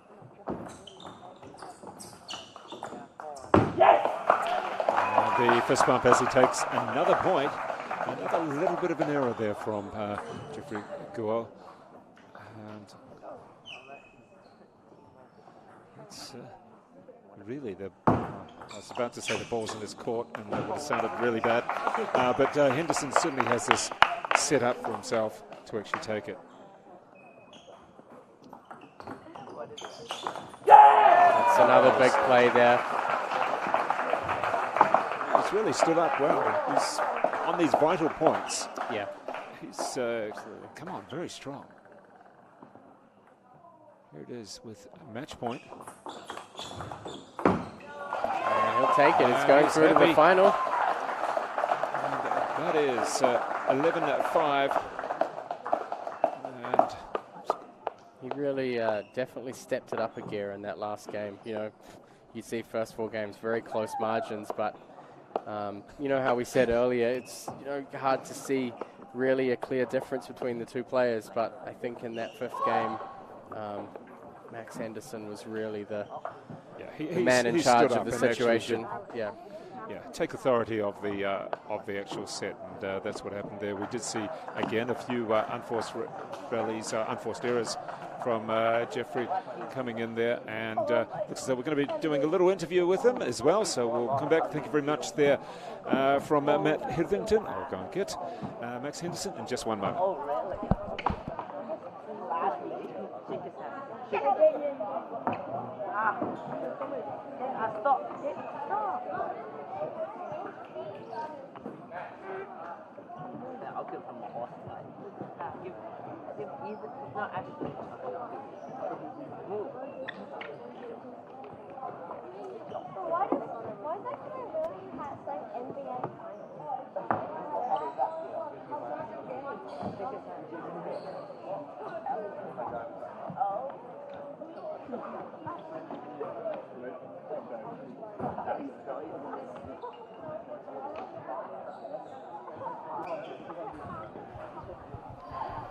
All right, there we go, Max Henderson. You're through to the final, the under-19 finals there, and a good 5-game victory. That was a bit of a tough one. Yeah, definitely. Jeffrey performed really well. I was really pleased with his performance. He gave me a great challenge. Very happy to walk away with the victory, though, into the final. Yeah, great stuff. That 5th game, there was so much pressure as you went along, almost point for point, game for game, and then you got into the 5th, and you just seemed to step it up a little bit, didn't you? Yeah. I guess I'm a bit older than Jeffrey, so probably played for a bit more. And I've done a bit of work with the New Zealand coaches. Daniel, who was coaching him this game, helped me. So I've been learning a lot. So that's great. And there was a little bit of enthusiasm from you when you got a point, which is great. Did I see? Was that your father as your coach today? Yes. So that's my dad, Paul Henderson. So we're coaching, and both of us are coaching in Tauranga in the Bay of Plenty. All right, so good to have the Bay coming through there. And just finally, when you look at who you might play in the final, do you have an idea of who that might be, or are you just getting ready and pretty excited for it? Not going to lie, I was having a cheeky look at the other table just to see how it's going. I will be playing Alex Lukau, who's actually my doubles partner for the men, so we're good friends, and I'm just looking forward to giving him a good go. All right, great stuff. That is Max Henderson, and the winner of the Under-19 boys semi-final. Congratulations there. We'll come back with more matches very shortly.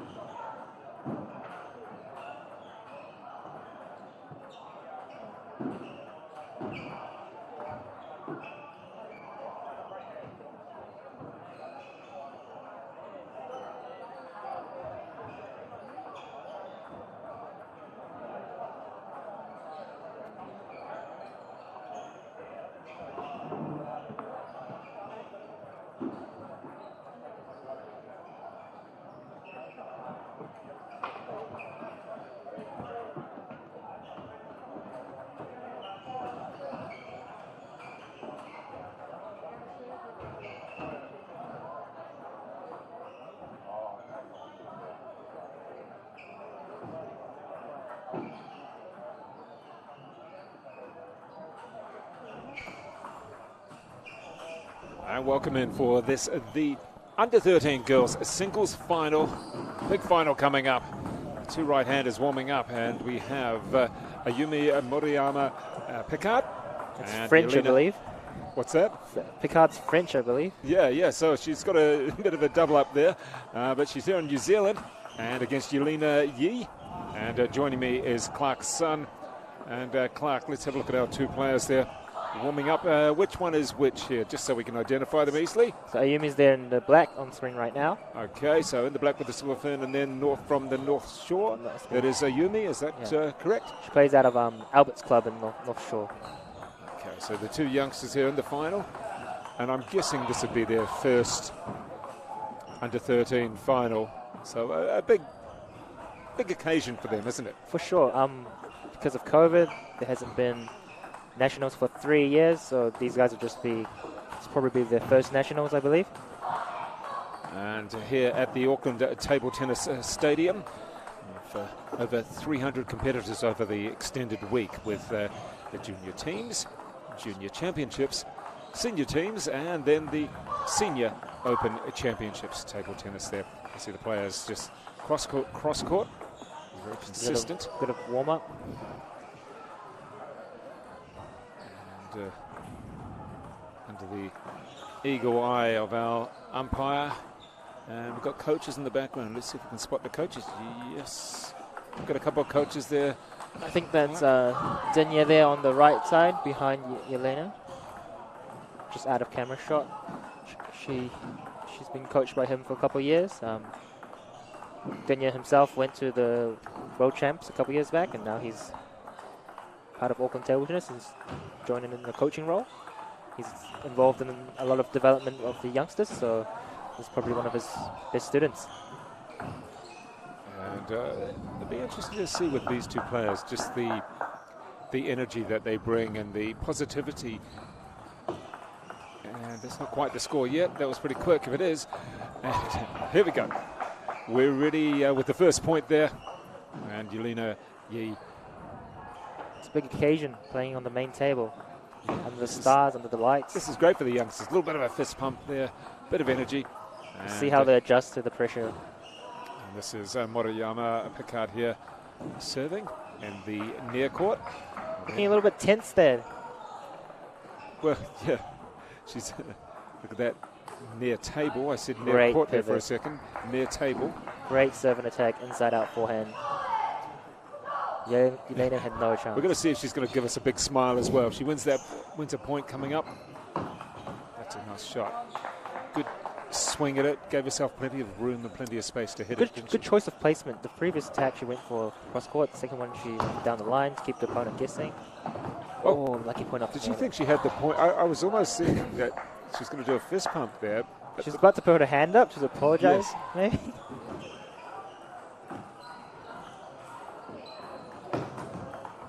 A little bit over there on the backhand. So nice You see Ayumi getting in the first attack, which is really positive to see her do that.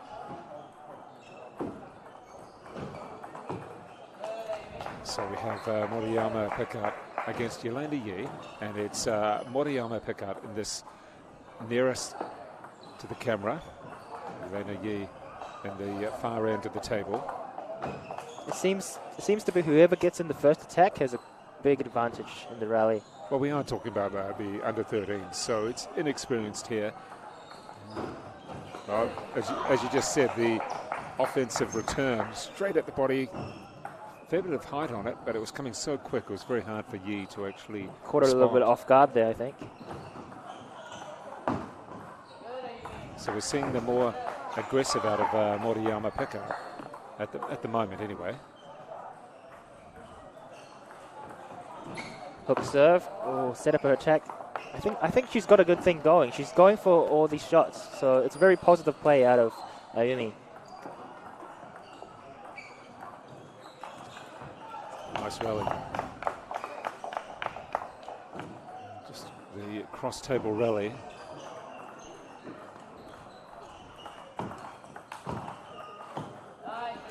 Both players seem to want to get their forehand in, and what tends to happen, it ends up in a backhand-to-backhand exchange with one player trying to get another good inside-out forehand by Ayumi. Well, she's moving really well into the center. She's almost anticipating the return of serve. See if she goes for the same again. Hook serve. Nice bit of kick to it.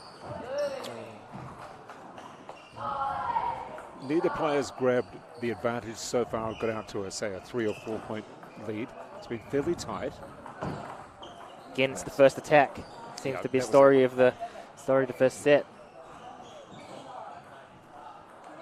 A bit of a confusion with the umpire. Is that the correct score? It is 9-8. Yes, that's correct. 8-9 on serve. Yeah, 8-9. Just pushes it out. So 9 each now.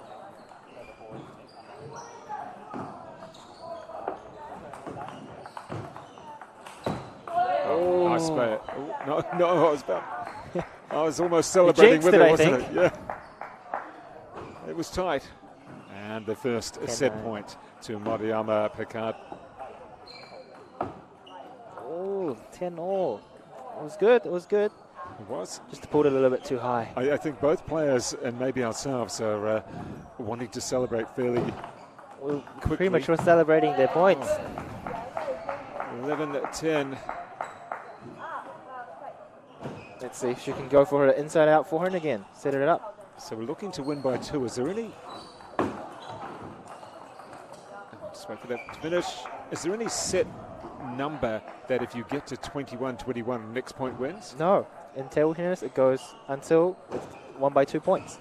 So theoretically, you could have 72-70 even. And have you seen or experienced any sets that have gone for considerable distance? Yeah, I think the most recent Auckland semi-final, there was a point where it went to 26-24.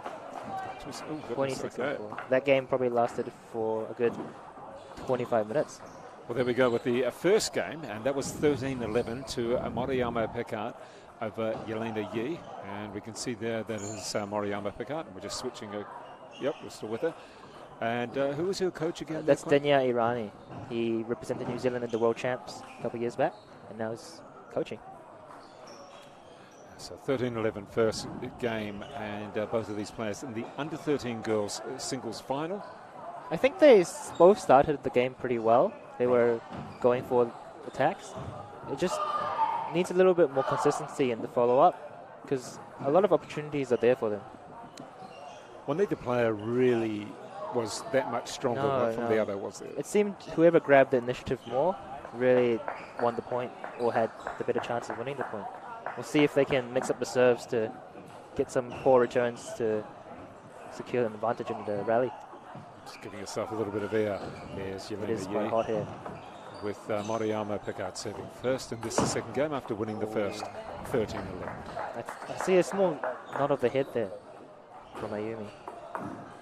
Umpire's unsure who won the point. I think Yelena won that point. Yes, just went over. That's correct. Hook serve again, push. Well, that was a much better rally in the sense that Moriyama Picard was able to move her opponent. Yes, to the wide forehand sometimes it can be an unusual space to cover. You're not expecting the opponent to go for your wide forehand very often, as people usually generally have a better forehand than backhand.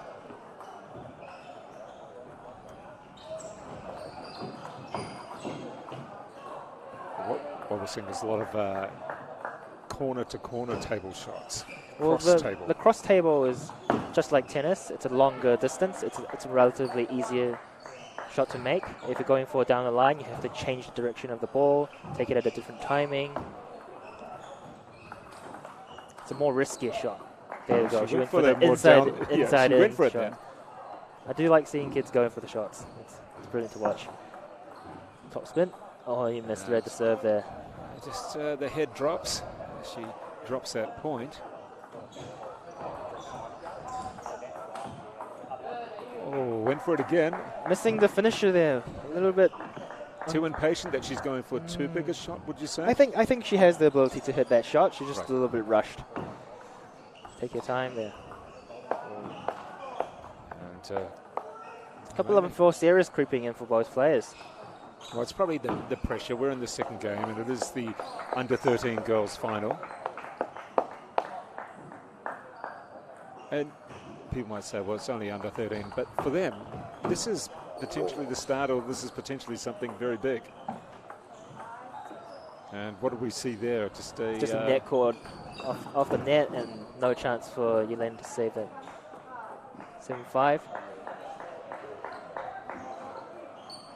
I think she's going to set up her forehand again. It's been working all day. She just needs to make the first shot and get it in. There we go. Oh. She just pulled over the ball too much there too. I think good strategy-wise, she's playing it right, but She got it right this time. Probably on the third time of hitting down the forehand. Maybe she's like, I missed 2. I really want to make the third one. Well, I think it shows for Yelena Yi that she doesn't mind mixing it up a little bit, that she feels she can hit a winner to any corner of the table or any part of the table, which is really important. 9-8 each, as you can see there. It's now Moriyama Pickard with the serve. Just needs to spin her first attack on, and it's a very positive rally for her. Oh.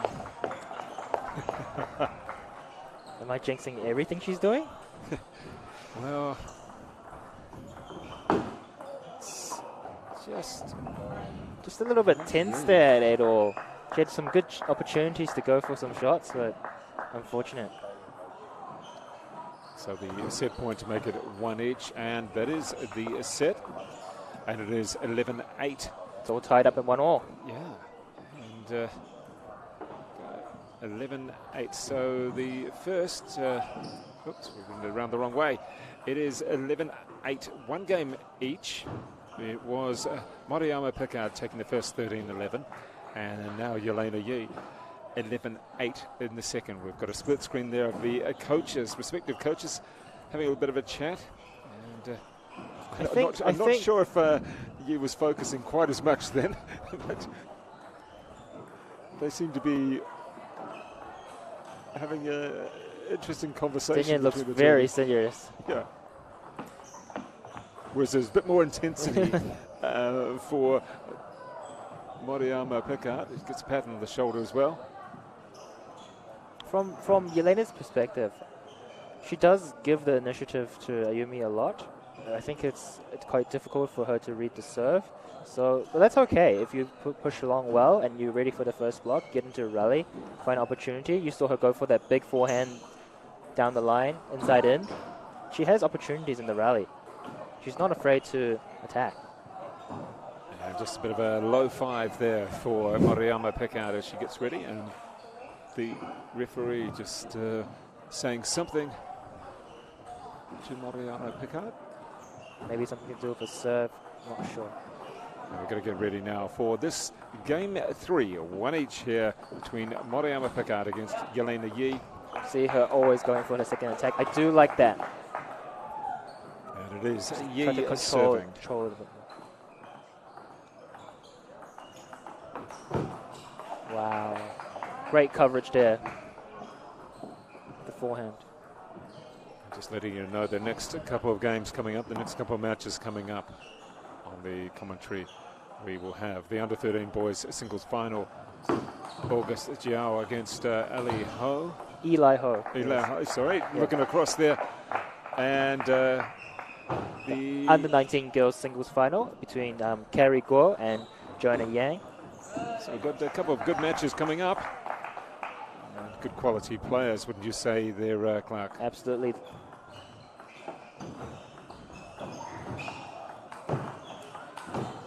Oh, that's nice play. It's something. See the coach clapping there for a mishit by the opponent. Well, it's a little bit uncommon, or not quite what you'd do. Whatever it takes. Whatever it takes. Whatever it takes. You saw how intense he was when he was coaching there in the interim break between the sets. And that's one back for Yelena Yi. I think Ayumi's lost a bit of confidence in her forehand spin up.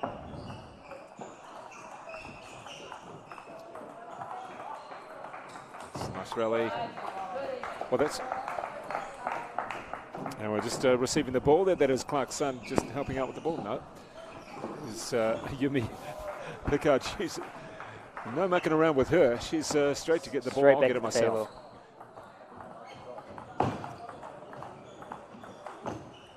Wow. Nice. Nice, a bit of a hooking forehand to the forehand.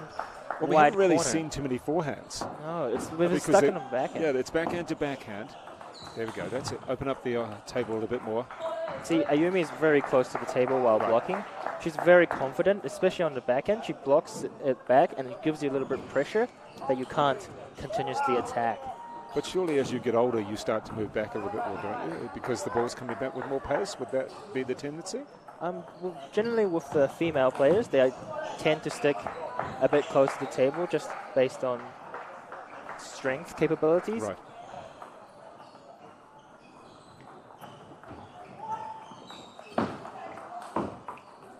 And A little bit loose there on the second forehand. Yi was having to be quite defensive, but she was let off the hook a little bit there by Moriyama Picard, just hitting it a little bit too long.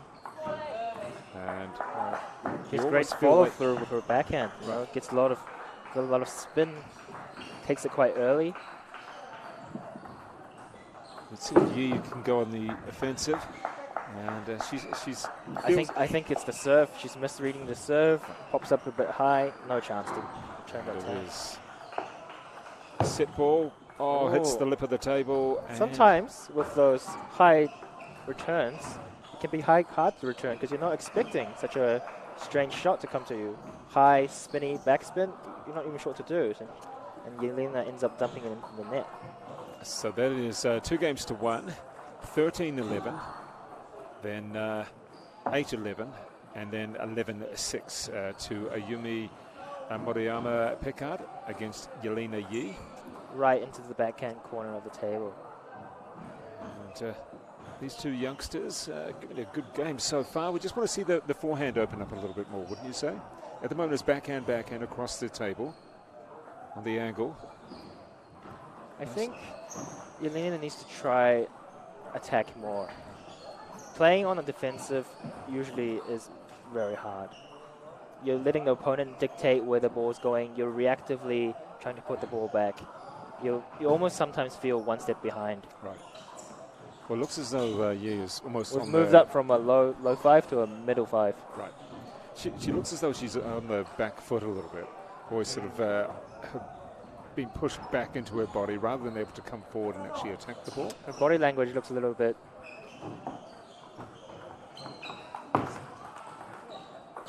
Yeah, you could, who was the aggressor there? Yeah, you could see that Moriyama Picard a little was bit the slow, aggressor. shaking off the foot, you know, oh man, something's wrong with my foot.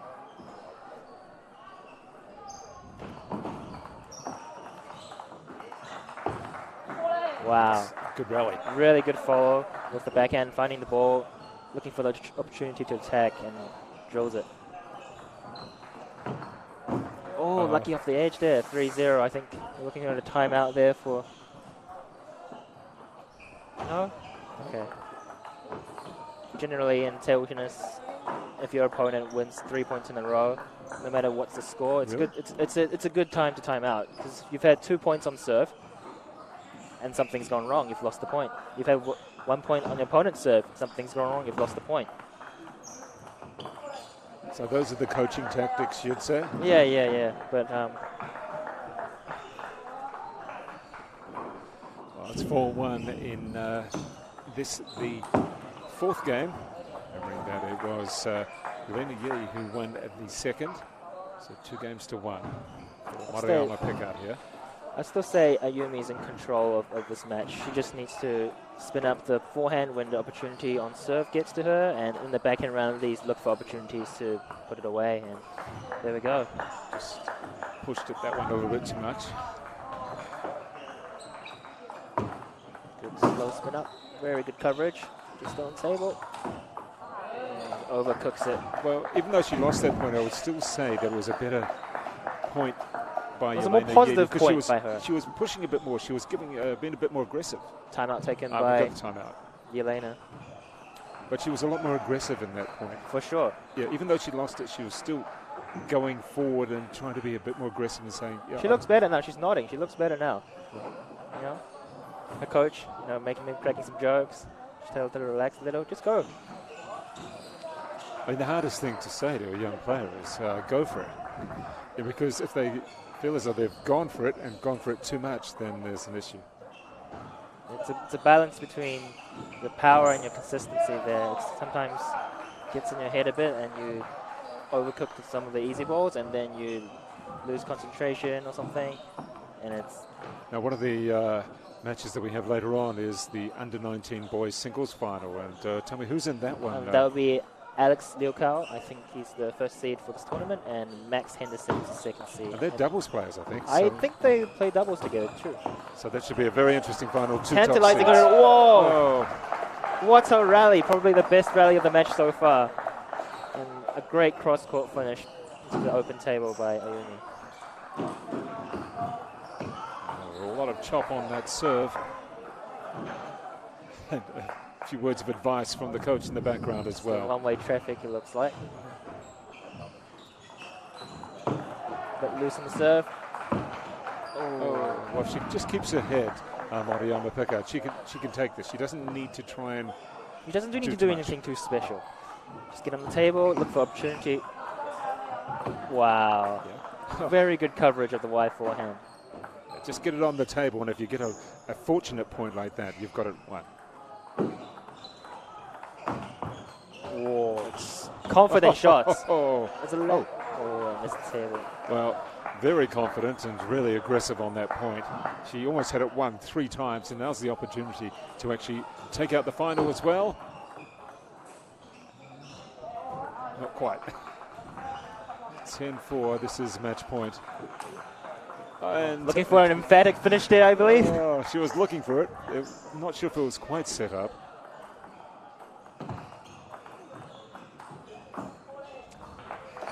And there we go. It is the final. She wins it 3-1. 3 games to 1, and it was 11-5. A little bit of a, I wouldn't say a letdown on that particular point, but she did win it. And congratulations Not there. with a bang and with a whimper. To our winner, Ayumi Moriyama Pickard. A few high fives going on there as she defeats Yelena Yi. Quite a few high fives there. And this is the under 13 girls singles final. Congratulations to Ayumi Moriyama Pickard for taking out the title over Yelena Yi in 4 games, 3 games to 1. There we go. There's the smile coming out now. She's got to be pretty happy with that as the youngster the there. National title, my friend. Yeah. Oh, nice hug of appreciation. There as well. So, yeah, she put a lot of effort into that and proved to be fairly solid in the aggressor as well, defeating Yelena Yi. Just coming in shot. We have Eli Ho. He's up next. And, in the orange there. Final in just a few minutes' time. We've got about 5 or 6 minutes before we have the under 13 boys singles final.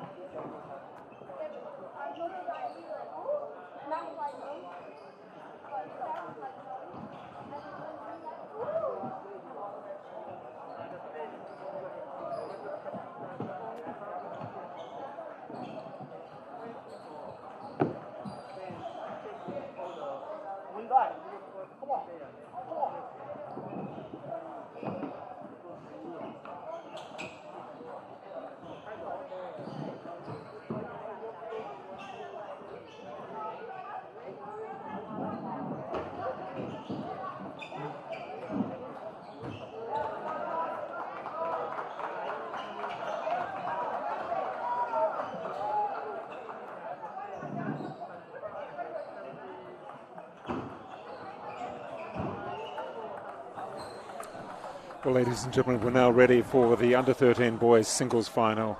And Clark's son, this is going to be a lot of fun. We already have met or seen August Zhao. He is the top seed, the left-hander on screen now, up against Eli Ho, the second seed, in the very bright orange I believe that's a Messi shirt. Oh, it's bright. And you can see slightly taller opponent again. Let's see what he can do in this under-13 boys singles final.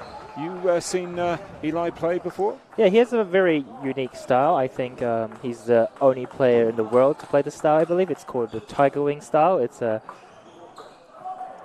got long pimple, which is little nodules of rubber on the backhand side, and it has no sponge, which basically the sponge helps the ball bounce off your racket. And he's got normal reverse rubber on his forehand side. So you see that him hitting the backhand right there, it's quite unusual, I would say, and it's a very unique style. So at this age, does it make him more difficult for some of the other opponents who are used to the more legit sort of coached styles? You know, sometimes that's what you're used to, this sort of coach style. Definitely. And then someone comes in with something different. It's like, absolutely. How do Just I cope? about the propensity you play someone with this style, you don't get to practice with it. How are you going to play it in a real match? Well, that's almost the thing when younger opponents come up against seniors who are perhaps a little bit more unorthodox as well. that they struggle to actually cope with that, don't you they? have to adapt to so many different styles in table tennis. There's no one best style. We see August Gial there just going for the big shot. And going down low with the high toss. Oh, I'm not sure how he got that shot back. Yeah, it's the inside-out backhand, but using his forehand rather like that. Well, I think it was just more fortunate than planned, wasn't it? I don't think it's a shot that not something you practice every day, is it? Or maybe you practice it with your mates, but not with your coach.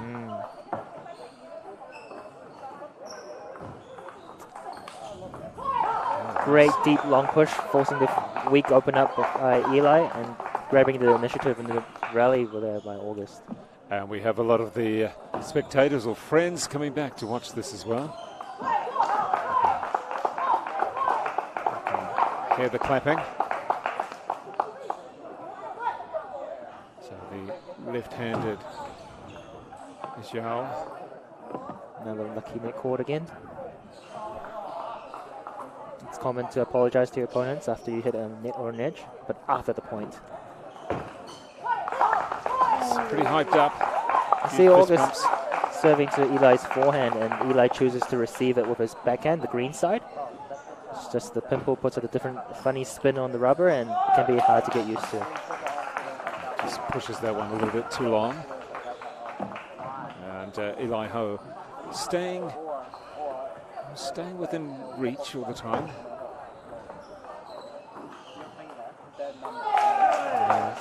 I'd like to see Eli mix up his serves a bit more, just to catch August off guard. So you're saying it's readable at the moment? Yeah, I feel like August is very ready for Eli's serve. Interesting to note also the way that August was just a little jump when the ball comes close to his body. He does this little jump. You'll see in a couple of rallies. Wow, great get. Wide, full reach. 6-all. Take your time, think about the serve, think about your attack.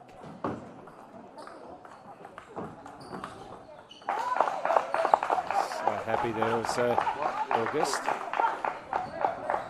I think that was a good rally for Eli, to be honest. He'd like to get into that rally more often when he can dictate from his backhand. It's a very unique backhand. So far perhaps the nerves of a final coming in. We haven't quite seen the consistency of either player. We're seeing a few little errors creep in. There's no pattern as such just yet, wouldn't you say? These guys have actually played each other quite a lot in the last year or so. I believe their head-to-head record is 2-8, with August winning 8 times. But nothing of this sort of occasion with all the spectators and cameras. That's better. Yeah, it's amazing what just that little bit of pressure, the title is on the line, can actually do for you, isn't it? Wow. Oh, unfortunate. That was great retrieving. Good coverage by Eli, but maybe he even didn't expect to get that ball back himself and was not ready for the next ball.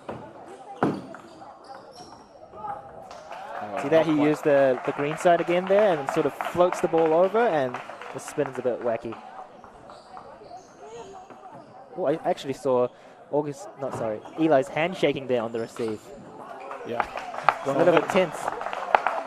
Well, on that occasion, though, the ball was just sitting up there, only just made it over the net. It was sitting up high, and it was saying, hit me for a winner. August on serve. That's really good. Push him wide, deep to the forehand, weak spin up, bam, back to the backhand, moving August around. A couple of set balls have gone begging. Oh, lucky off the top of the net again there by Eli. Eli Ho let off the hook just a little bit there.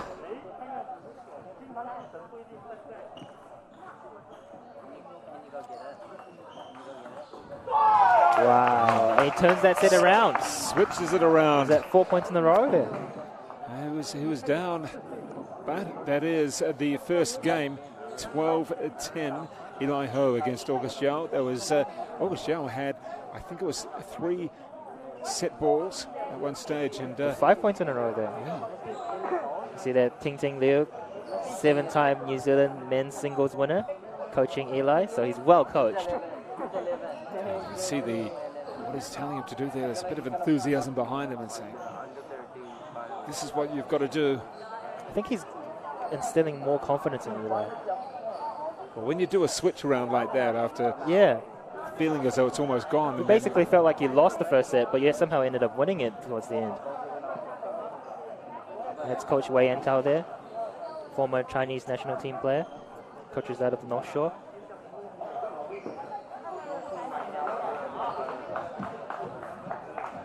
Just taking his time now. A little bit of a jog back to his side of the court. Eli is really good in the topspin rallies, especially on the backhand side. It's very fast, and you can't tell which way it's going. So if he can try to set that up more, like that shot there, man.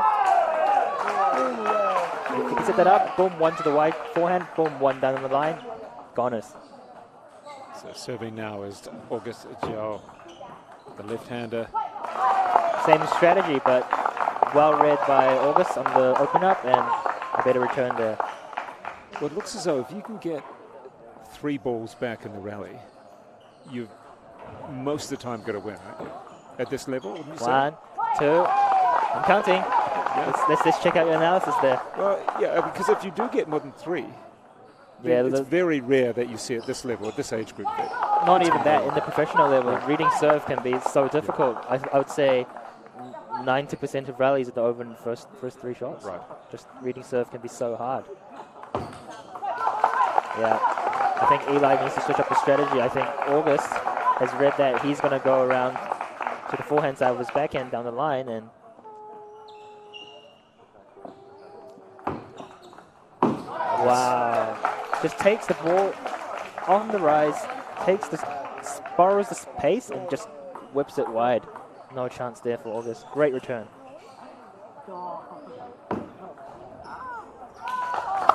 Good return by August there. What's he pointing at there? Seemed to be pointing at something on the... He's out? It was out. I'm not sure about that call, but big call. Well, he looked to point at it straight away. It wasn't like he hesitated. Yeah, I think Eli assumed the ball was going out, so it didn't matter. But if you do touch the ball inside the table before it bounces, it does count as the opponent's point. Wow, there you go. Now that was our longest rally probably. And it was a good rally as well. Because both players kept their head. They didn't try and go for too much on their close. shots. Wow, sneaky down the line serve. And a rollover of his wrist there to actually And he managed to finish that point down the line, which is very good. Switching Eli up. That's the shot. Every time Eli gets that shot in, it's looking like a very positive rally. Let's see if he can claw his way back into the second set.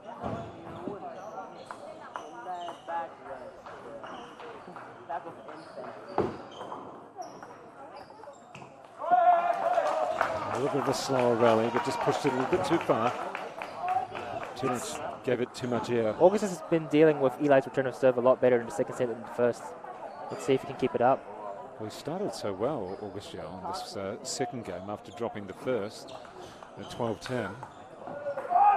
That's better. Interesting, that shot was returned well with a good pace, but it wasn't so fast. It was just steady. Yeah. When your opponent goes for a sneaky down the line topspin serve. Oh, going for everything here, August. One long down the line, one down cross court. Brave man. A bit high. Oh, it doesn't convert. Well, I'm not sure if people can see it completely on the camera, but there is a lot of people around this court.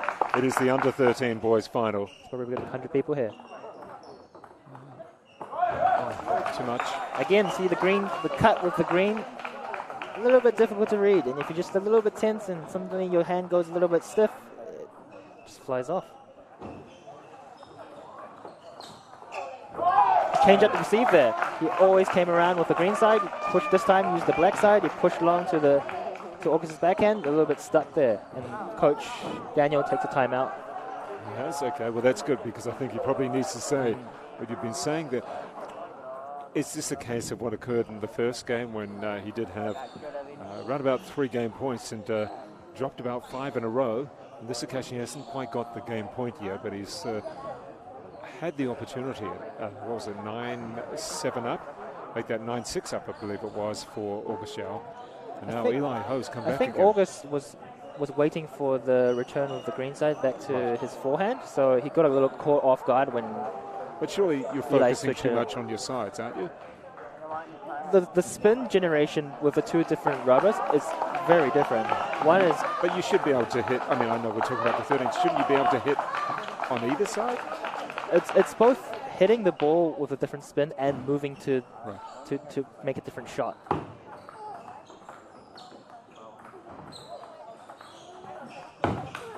Wow, counter. Oh.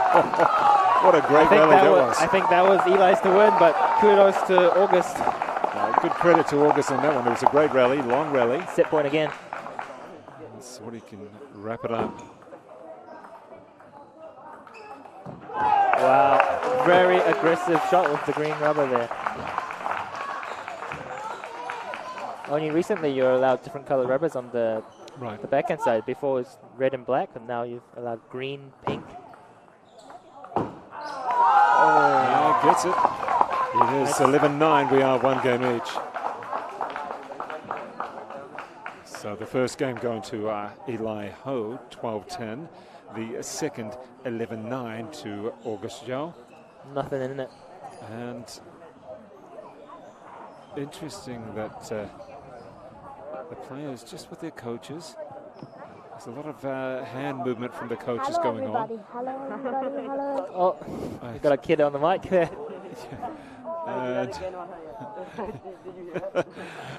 Just testing that the microphone works. Yes, it does. So 1 game each, and this is the under-13 boys final. So let's go and have a look now at the rubbers that you're talking about, the green, the red, now you said it was black and red, is that right? Yeah, so prior to, I think, last year, you're only allowed red and black rubbers, but now you're allowed 1 black side and 1 fluorescent color side, and they must be approved by ITTF, which is the governing body. So he's got green there, which is not very common these days, but it's green, blue, purple, and pink. So if you're interested in table tennis, and you know, you've got a huge selection of colors. Does the color matter, or is it just a personal preference? For me, I think it's a personal preference. For me, marketing almost. Marketing, absolutely. Good movement there by August to get around to the inside-out forehand. Who was certainly very happy was August Zhao to win that first point. He's going to go on this, keeps it low. Again with that sweeping backhand. 10 years of age, or Eli. Looking like a seasoned veteran. We are at the under-13 boys final here at New Zealand Junior Championships, with the Senior Championships coming up in just a couple of days as well.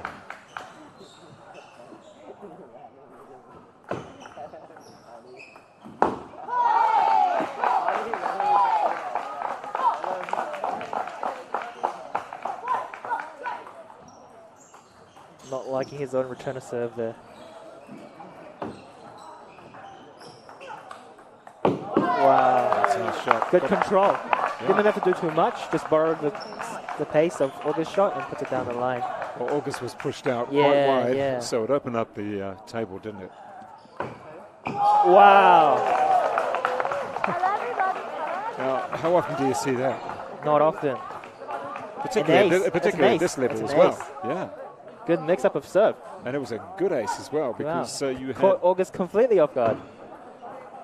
And that's great to be able to do that at this age, that you can actually have enough faith in your own serve to really go for it as such. Well, that point is important, right? you win that 1 point, but for the rest of the set, the set, August is thinking about that serve. Oh, is he going to serve down cross court to my forehand? Oh, is he? So he's tentative. He won't be so eager to pivot. That point on that serve is worth 3 points in my opinion. Let's see if he does it again. This crowd keeps on getting bigger and bigger. Just moving August to the wide forehand there. And the next two matches after this are the under-19 girls final, followed by the under-19 boys final. So we've got some great quality table tennis coming up as we continue this afternoon. And then, of course, tomorrow it's semis, quarter semis and finals. I think of the 15s and the 17s. 3 of the upcoming players for the next couple of matches, New Zealand reps in their respective age groups, and one of them is I think, North Island winner for women's grade. And a quick rally there as August Yao just one step up. So firing himself up all the time. He's a fiery kid.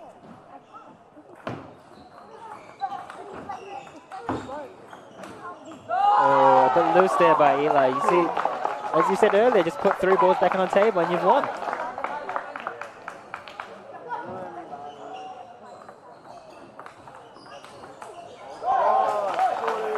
He went for that serve again, but this time August was ready, but the return was weak and Eli managed to get into the attacks, and they're attacking are very positive.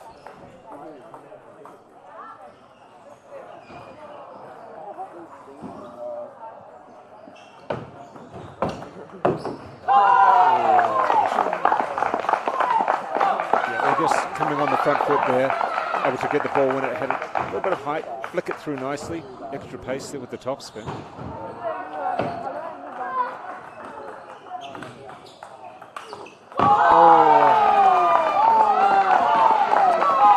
Nice play from August Yao. Good defensive play there, just keeping it on the table. Hello, everybody. Forcing some errors there.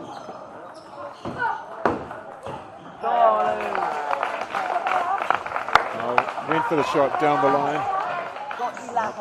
Quite down the line, but certainly went for the shot in the forehand. Didn't quite come off. Probably whoever wins this point's going to win the set.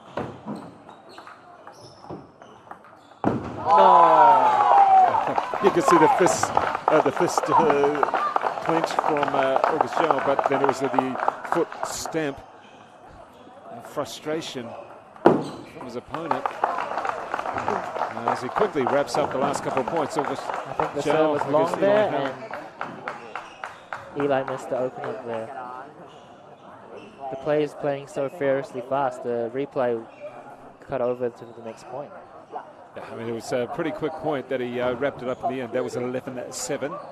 So overall, this is what we're looking at. August Yao, the top seed, 10-12, 11-9, 11-7 against the second seed, Eli Ho, in the under-13 boys singles final. And with players toweling down there, it's as if they've been to the beach. Respective coaches. From Eli's perspective, back against the wall, 2 sets to 1 down. Just got to give everything you can. That's the best you can do. And some very enthusiastic junior supporters over there in the background. That's all right at the moment. I'm sure they'll realize that the microphone is on. That's all right, though. We are coming back on to the table for the 4th set with August Yao leading by 2 games to 1. August on serve.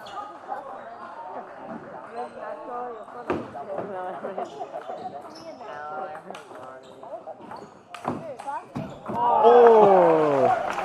Almost retrieved that one when he was really down and out in that particular point. Well over his head.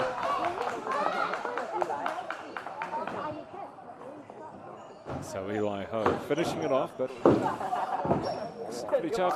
A little lucky off on the return off the top of the net, but August manages it well. Just these last 2 points, we've seen the ball hit up quite high. It's been an interesting couple of points. That's almost better, getting down to the lower bounce. Barely clearing the net.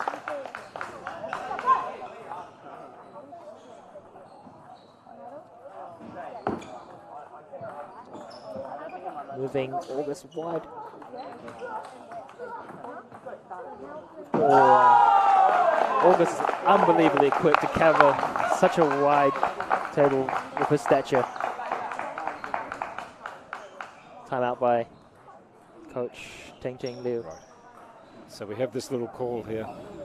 I think it's a good And you timeout. said it was the usual if you lose 3 points in a row. Was he up 1-0? I think he was up 1-0. I think it may have been. Yeah. And 3 points in a row if you lose them. Best call a timeout. Coach looks unhappy.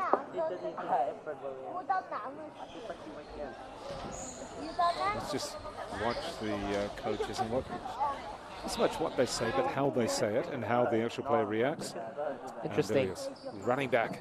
You're allowed 1 minute on the timeout, but the person who called the timeout can call it back early, so stop it whenever he wants. Some real tactics in there. Now the net cord going the way of Eli Ho initially. Again, August catching Eli slow on the wide forehand to set up a nice positive rally for him.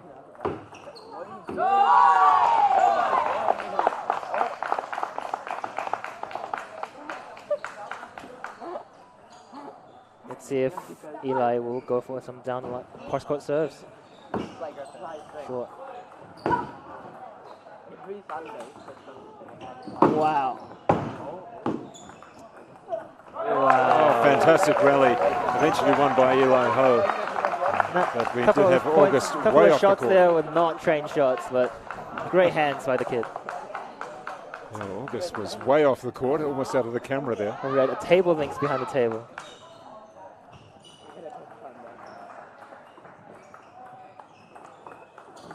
Oh no! I think he could have just used his backhand there. I think August was in two minds about a couple of shots, and then it got switched around.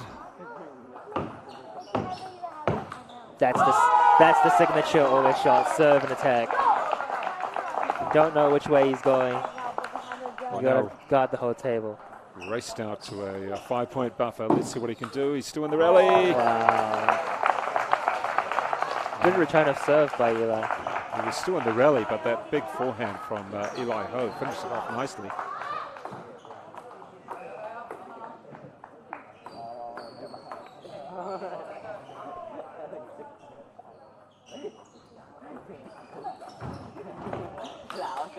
Whoa. Oh, goes for the big shot, the big swing. Catches the hard shot, misses the easy shot.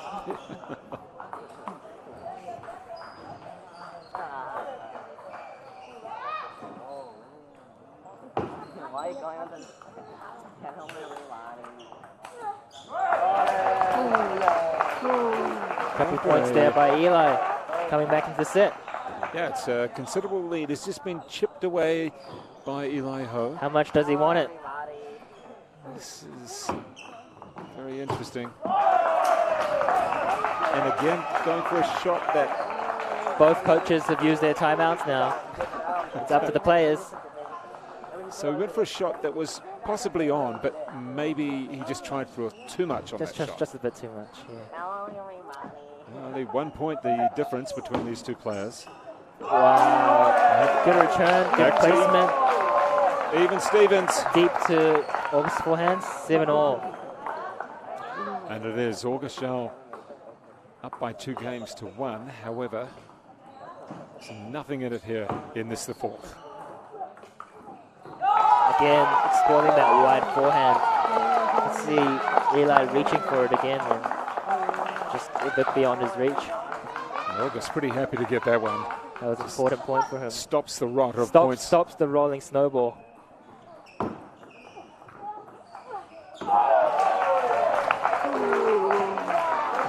He thought he almost had it with August Shell, but not to be. Eli Ho stays in the fourth game, stays in the match.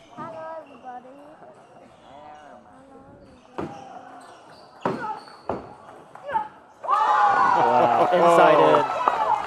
He's a happy lad. About 6 trolleys there from August. Emphatic. 1 point ahead Take and it 2 slow, to go. Eli. Nice. Take a little timeout, mini timeout for himself. Good. Net called.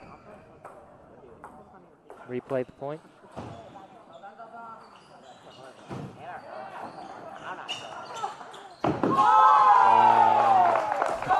August Yao now has championship point. He does. We've seen this before, though, how he's had it turned around on him. But it is Eli Ho's serve. And one back. He looked a bit dumbfounded there, August. Was not expecting it to the middle.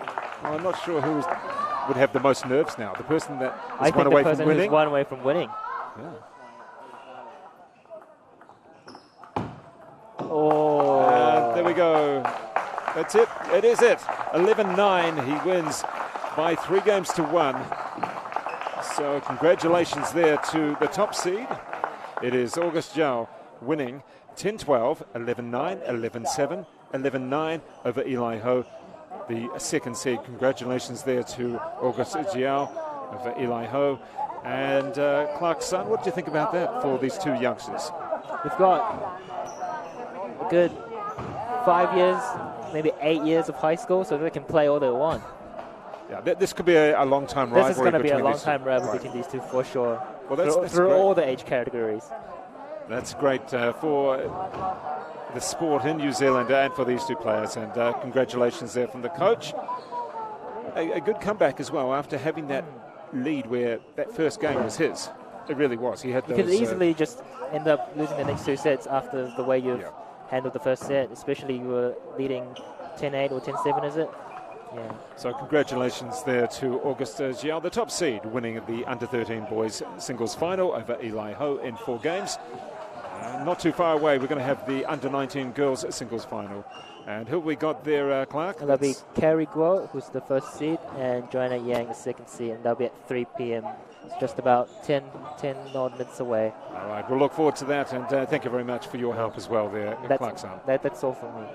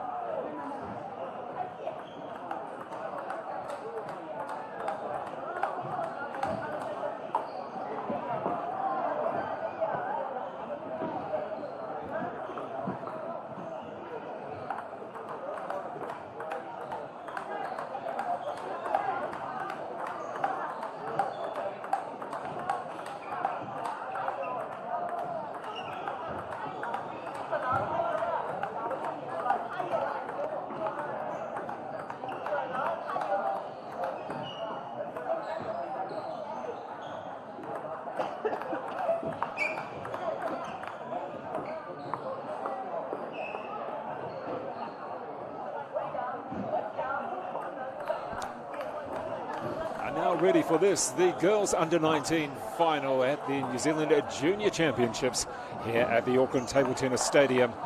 And looking at the split screen there, you can see Carrie Gual against Joanna Young. This is the 1 and 2 seeds, by the way. 1 and 2 seeds coming up also in the under-19 boys final. So I guess you could say that the cream is rising to the top there. And it is... it's risen. it's risen indeed, Matt Hetherington. Great to have you with me. And let's identify our two players. Yeah, so Carrie, the top seed, she's on the far side with the red stripes. The stripes. The glasses here. And Joanna's wearing the black national team shirt for New Zealand. And nice Matt, you've had a bit of a warm-up yourself, is that right? Did you take on a junior, or did you go for a run, do some weightlifting, or...? No, I'm past all that now. No, I had a little hit between. It's I can confirm it's hot out there. It's you start sweating. Well, me personally. Well, there was a lot of players. people in the stadium before, particularly for that 13 boys where August Yell came through in the end. There was a lot of people watching it. They're dispersed a little around the stadium at the moment, but around the centre table here, the main table, there was a lot of people watching. Yeah, really which was great as well. Yeah, I mean, it's really good to see some top young new talents emerging, and they're both, I think, really good prospects for New Zealand, I think, compared to some previous years. So it's nice to see a kind of a re-emergence of these top young talents. I did say in a previous match, of course, the humidity affects your ability to grip the ball.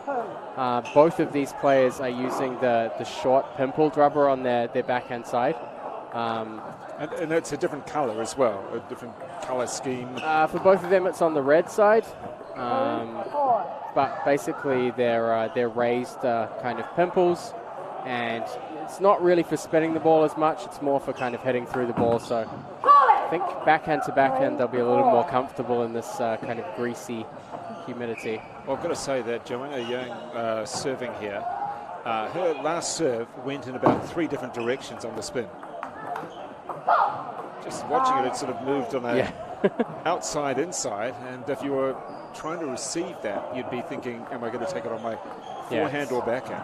Difficult. I mean, honestly, in table tennis, if you can just create a small moment of hesitation on serve return, you're in a pretty good position. Well, the table's so small when you're getting a ball traveling pretty quickly. Exactly. So I think from my limited knowledge, given my absence for the past few years, I think Carrie is definitely a favorite here. So there's going to be some, well, the challenge is really on Joanna to try and... There you go. That was the slice under it and away from it. Yeah, lots of deviation in table tennis. So the more you can make the ball move, the more chance of getting an easier return.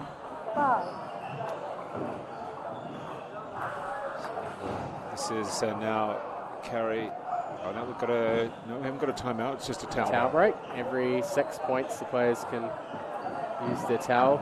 I'm just waiting for a towel sponsor to come in here because we've got every sort of towel, from the hand towel to the beach towel. You know, hand towel to beach towels coming out here at the moment. So Carrie Gual. And interestingly, you could see there she actually served backhand using the black side, which is the smooth rubber, to get the spin on the serve. And then on that occasion flipped her racket back over. So irregular type of serve, and then they're back to the more regular. And we're about to get the ball. There we go, the ball is retrieved. I want to see if we can see this serve here.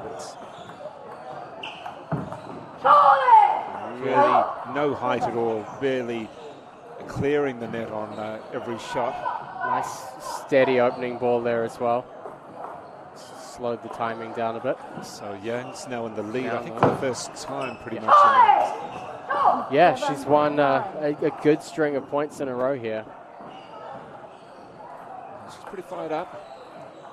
You hear she's probably the noisier of the two so far, and the more vocal.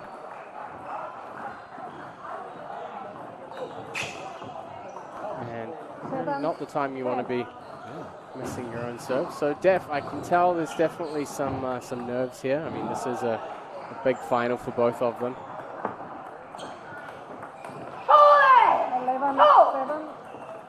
So that is the first game, and a nice little comeback there from Joanna Yang, taking it 11-7. So a good start for Joanna Yang. The two Aucklanders, the second seed against the top seed. Now, I don't know if you saw it in the boys under 13 final, Matt, but it was Eli Ho served an ace. He's this is the first time I've seen him play in person. He lost in the end, but serving an ace, it's a rarity, isn't it? It was a good serve. It can be. You really have to have thrown out so many different variations that it's just totally unexpected. Usually the long fast serves are typically more used for ace serves, but yeah, that was pretty much it. It was a powerful straight across rather than what his opponent was actually expecting. August Agial was expecting it to come into the body a lot more. Instead, he just pretty much blasted it across, and that's something to pull out in the final. Yeah, you've got to put everything on the line. Can't have any regrets left on the table. I think one of the things that is playing a bigger factor here is that Carrie's quite a fast player. She's really a speed-based player. I think Joanna, she's used her short pips backhand well to kind of slow things down a little. So there's definitely a lot of pace shift going on in these points. So it's who can actually assert their style on the other player. And so far, I think Joanna, particularly that long string of points in the first game and now already in the second, has kind of dominated the pace of these rallies a bit more. Great flat drive there. Well, this is the kind of thing you'd expect from those short pips rubbers, just punching through the ball contact. Now, something that Clark Sun was saying to me is that if you lose 3 points in a row, that's generally when your coach is going to call a timeout. It can be. No set rule, but it can be. It really it depends on what stage of the game you're at and what the flow is looking like. I think it's still pretty early on. Obviously, if you're the favorite, which Carrie is, you might not necessarily want to use that timeout too early in the match. You'd be hoping to get into your rhythm and try and, pull the match back under your control. And you might need that timeout maybe in the fifth game or a little bit later on. But now with this 3-point gap and being down 1-0, maybe it would be a good time. But you'll have noticed after the first break they don't have coaches on the bench. They're out there by themselves. So. That's what I was looking for. I was trying to figure out if there was a coach there, and it doesn't appear that there is. So, sometimes there is, but typically when players come from the same association, both of these players are from Auckland, there's kind of a non-spoken agreement that coaches won't coach against each other. So tough position to be in a final and be out there on their own. And like you said, maybe a timeout would have been useful around this time, but without a coach there, it's hard to kind of manage these things.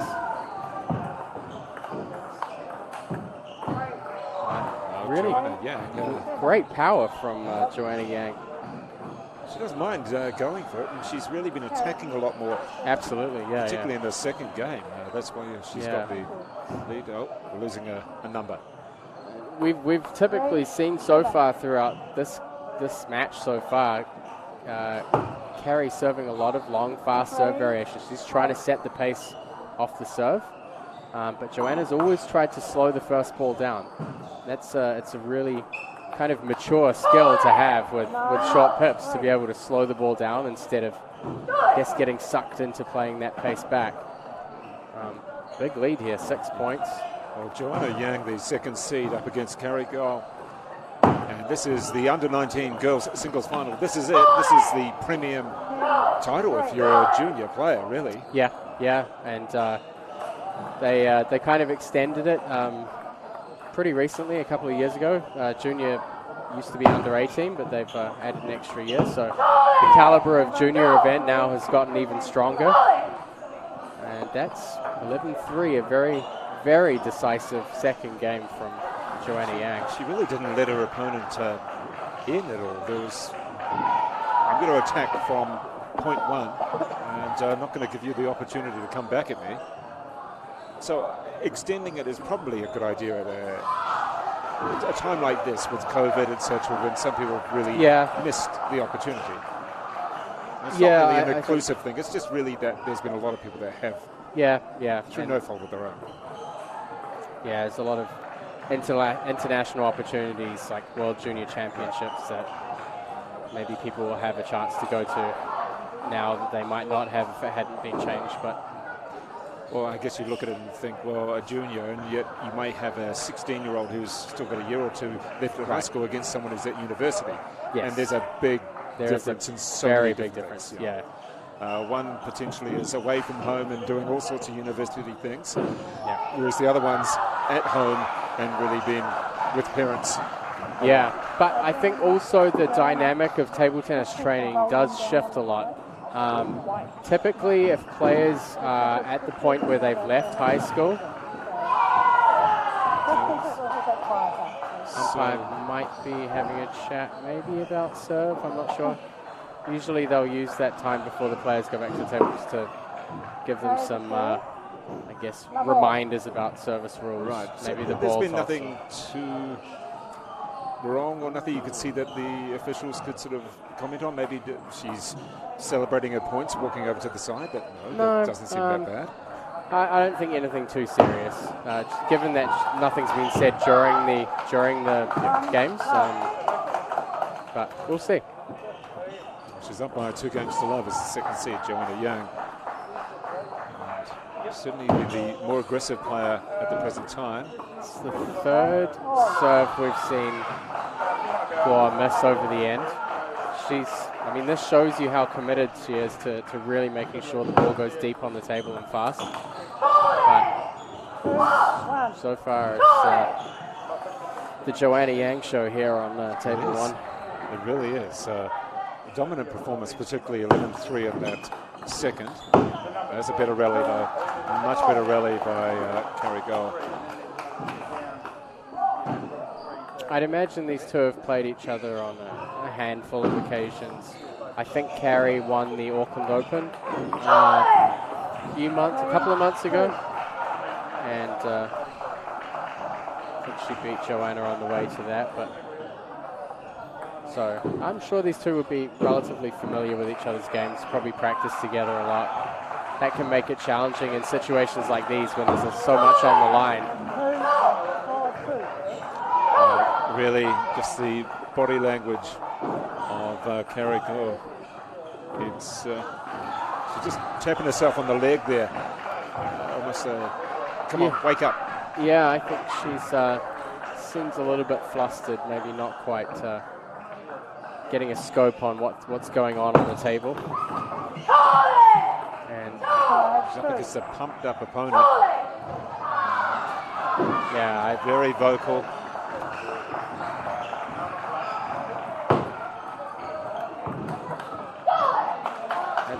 First kind of audible positivity that we've seen from Carrie.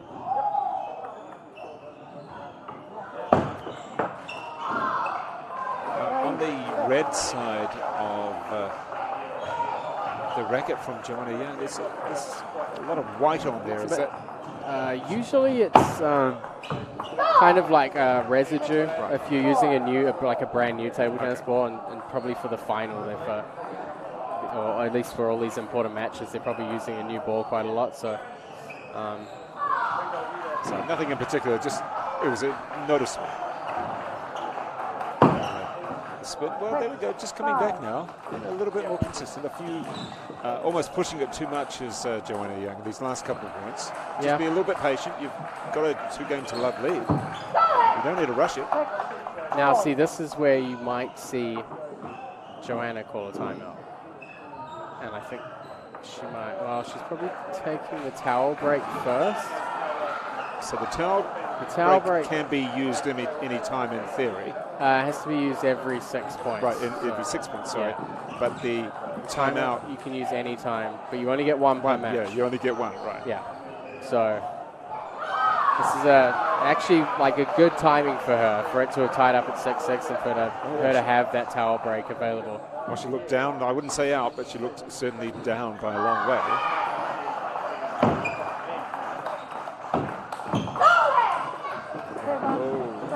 Good drop there by Joanna Young, as for the first time in quite considerable time, we have Carrie go, and she's up.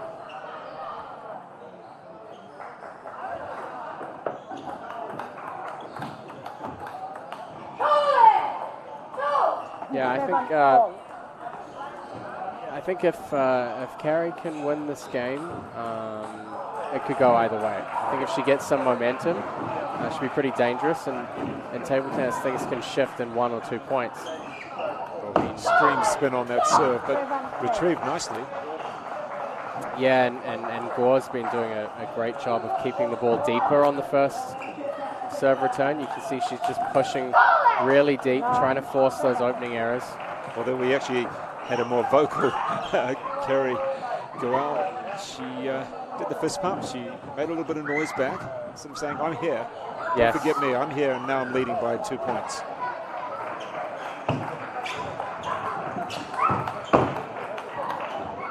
Oh, that was a great rally. Takes her to the set point.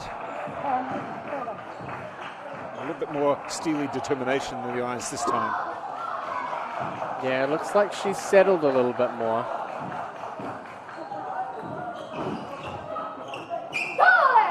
Quite a short serve that time. It had to be reached for, as the top seed does take the third game, 11-7. A little bit of a turnaround we had throughout the early stages of that third game. Joanna Yang was looking the more aggressive player again. She had the advantage. But then there was a series of about 3, possibly 4 points in a row where she tried for 2 bigger shots. Those shots may have been on, but she just tried it too much. Yeah, I think she put too much pressure on herself to bring it home. And, you know, when you are, I mean, you know, you could say these two players are relatively even level. But when you're the second seed and you know you have to raise the bar to win this match, being up 2-0 is you know, sometimes you can get a little bit overexcited. There's you know, whoever wins this match comes out of it with a national title. And so I think she got a little bit jittery towards the end there. There were shots that she could have taken a little bit of pace off just to make sure she was staying in control of the rallies. But, you know, she's kind of left the door open here for Carrie Gore. And here we are now for the fourth game. 2 games to 1. Joanna Young leading. However, the top seed, Carrie Gore, is staged a little bit of a comeback. She wins the first point. This the fourth. But 2 points. So she won the first 2 points on Yang's serve.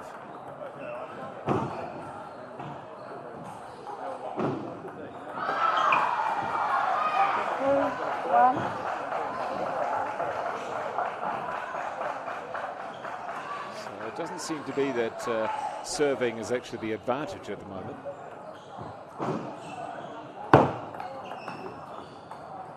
Yeah, this is kind of going back to that early strategy. Carrie's trying to set the fast pace. Joanna immediately slows it down. And I think timing errors are definitely going to her advantage. Oh, that's good rally. Nice retrieving. Running out wide on the forehand. Carrie Gore gets that point. No one so far in this fourth has actually held serve at all. There you go, there's the first one. Tap down. Yeah, it's really been a mixed start to the fourth.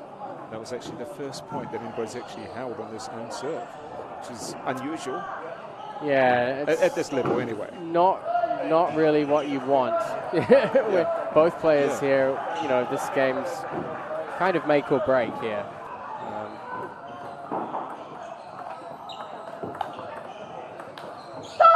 I think one of the important things to note is when you have players that are using that short pimple rubber, it kind of like nullifies spin. So, you know, if you get a heavy topspin serve, it's quite easy to control. If you get a heavy backspin serve, it's a little bit easier to lift. So I think that's part of the reason why they've managed to handle each other's serves so well, is that it just helps take the edge off the heavy spin. So from what you just said then, is it really worthwhile? I think much more so in the women's game. Right. Because playing these kind of short, fast, compact drives suits that rubber type. In the men's, not so much, because you can't really, it doesn't have range. You can't back off the table with it. Okay. So, yeah, it's out there. Oh, that's a nice shot. You can hear when they hit the ball a distinctly different kind of popping sound when they're using the backhand. It would almost be like a topspin sound on a tennis racket, like Rafael Nadal. Just about every shot, it's a different sound to a flatter. Right. Yeah. You know, the strings there versus the pimples here. 5, 6.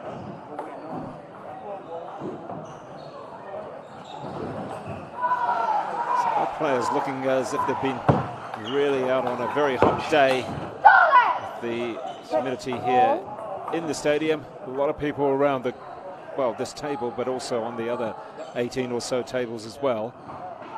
And still questionable as to whether Joanna Yang can wrap this up, because Carrie Gual just keeps coming back a little bit. We had such a good lead for Joanna Yang, 2 games to love, and then she was up by a few points in the third. Yeah. And that's a better point, though. Yeah, I think she's going to be probably very confident after that point, because... I mean, now is when she needs to move. I think going to the 5th game is a very dangerous place psychologically for her to go. You start questioning yourself sometimes if you lose a point there, don't you? Yeah. 7 all.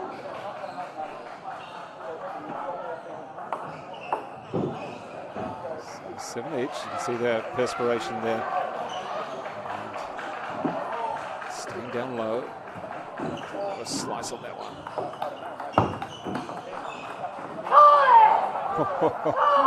Was it the extra topspin, extra bit of pace that just zipped through? Yeah, and of course switching to the forehand. Girls and women's table tennis, you see lots of backhand-to-backhand rallies. And then usually the player who is gutsy enough to get on their forehand first can sometimes sneak a little advantage. Well, we went from the winner to the poking into the net era. And 9. flicking it off the net and out. It's definitely a bold move to use the step around forehand there. This is, of course, the under-19 girls singles final. It is the second seed. Joanna Yang with the 2-1 lead over the top seed, Carrie Gual. And it is Gual with the set point to take it to 5. I guess when you get to under-19 finals, 5 is what you're expecting almost. You know, no one is really going to, shouldn't. You've got to be prepared to go to 5. Yeah, that's the best way to put it. No one's really going to drill through the other one and go, yep, I just trashed you, unless you've got some player who's dominated. It has been known to happen, but yeah, you should always be ready to go the full mile, and it looks like Carrie is ready for it. We're back. She does a little walk out whenever she gets a point to the side, to no one in particular that we can see. And back ready, 10 each.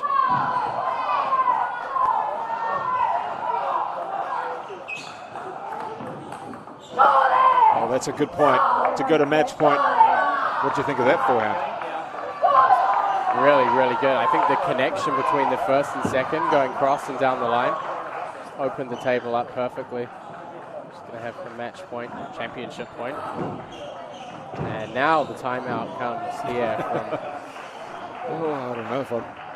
Comes from Joanna Yang, I believe. Interesting. That if you had the match point, would you call, after that shot in particular, after a winning shot, would you call a timeout? Personally, probably not. I think you'd feel that you just won with a good shot, that you've just gone to the position to win, wouldn't you? Yeah, there are different kind of perspectives on it, I guess. One of the things is the fact that you've just played a really great point and you can kind of take some time and let the other person feel it and let it sink in.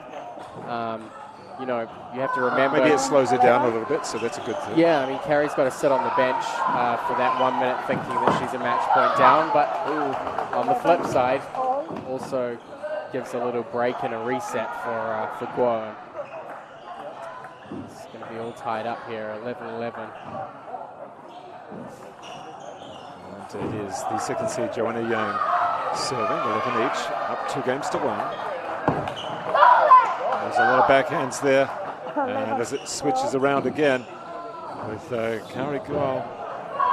Game point to go to 5. I can almost guarantee she won't be using a timeout. No.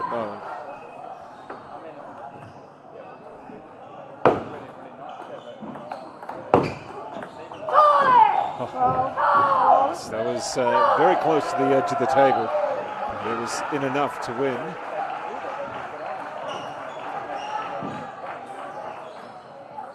See Max Henderson and his dad in the background there. He'll be on this table next for the boys' final.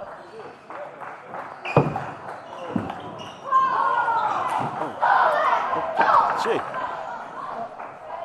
And we found the ball. We're looking for the ball, folks. It just about came through us. It was hit pretty strong as well. And that Joanna Yang shot was a set-up as Higgington puts the cans back on and to retrieve the ball. But that shot was a setup. That was the winner, almost. Yeah. And instead, she's down the game point. Definitely. And now we switch around again to 13-all. Yeah, you've really, in that situation, you've really got to forget it. Just forget about it. Because if you let Don't it think about the W. Yeah. Oh, Ooh, she gets another chance. That's 2 pretty crucial points there that she's had big opportunities, and unforced errors. Yeah, unforced errors on the forehand at this stage of a match are not wanted, shall we say?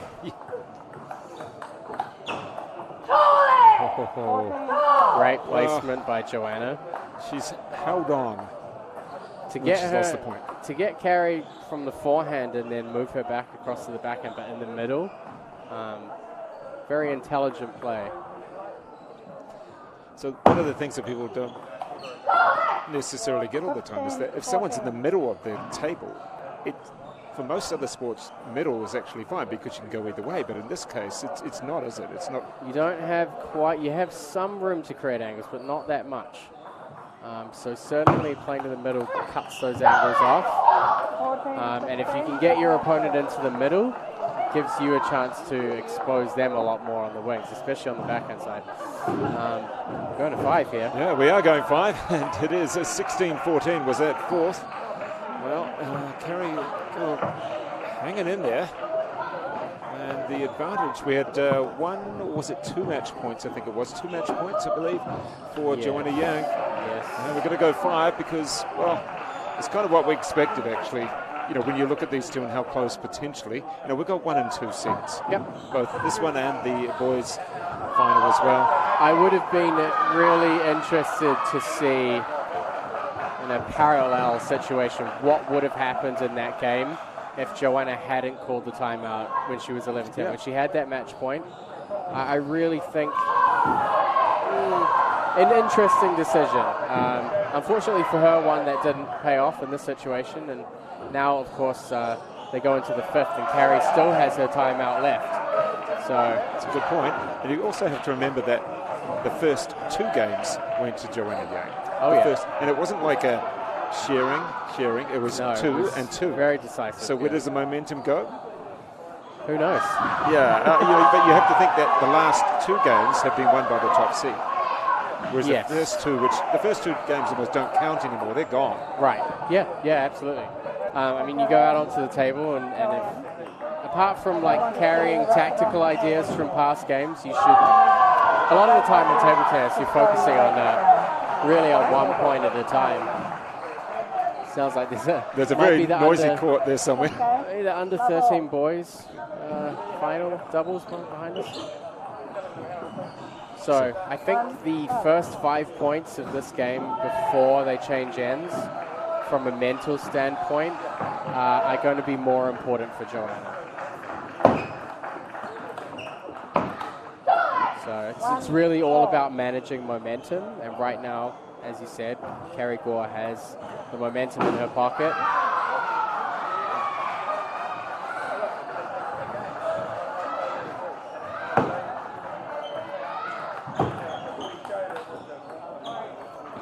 It's a lucky break there for Yang. Well, tipping over the net and couldn't be reached.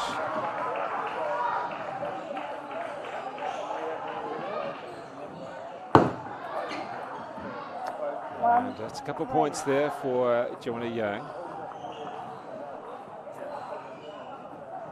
And tell me, Matt, when you first started playing table tennis and were interested, it may have been a little while ago, Yeah, but did you, a while ago.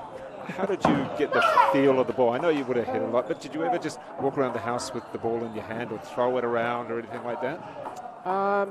When I was young, so I started when I was 8. So that's probably quite old for a lot of the players here. Did you say? Or what's the average age? 7 to 8 starting is fairly standard. A lot of like ball bouncing exercises. So around the house, you probably threw a table tennis ball at your parents or at the dog or whatever. Yeah, why not? but that whole thing of having a ball in your hands, even without a racket, is probably... Yeah, I mean, the coordination's important.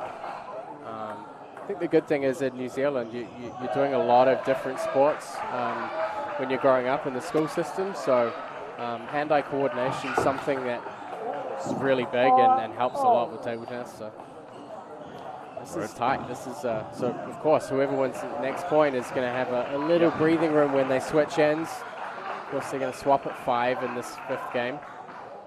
Okay, and just started with a few little errors here. No one really just taking the initiative just yet. So the ball coming back into the body there of Yang, and it is Carrie Doyle who's going there to get the towel. I think Carrie's done a much better job of steadying things down on her backhand side. So she's been much more consistent on the backhand, and there's just been a little bit of added sharpness on the forehand coming in.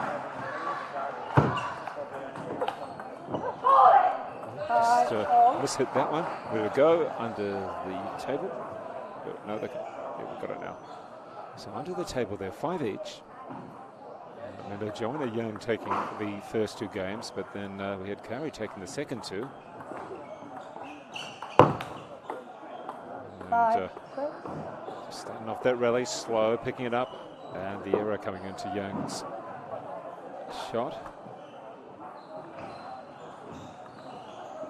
They've got to be feeling it a little bit now physically, don't they? Yeah. Yeah. And we had a 16-14 in there. Yeah. Yeah. Those are That tough. takes it out of you mentally and physically. It does, every point. Okay, so towel break. Yes, towel break again, 6-6. But we're not using the towel for Young.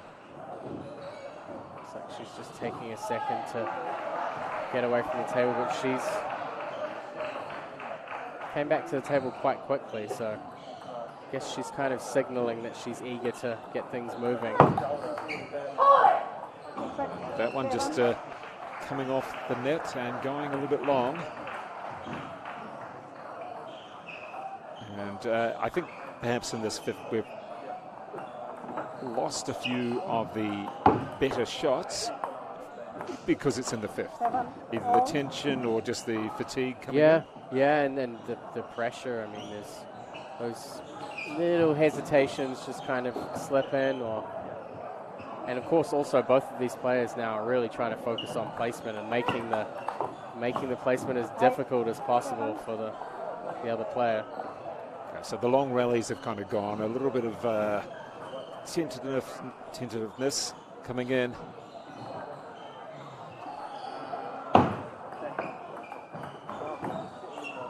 There's a shorter serve than Carrie Goal.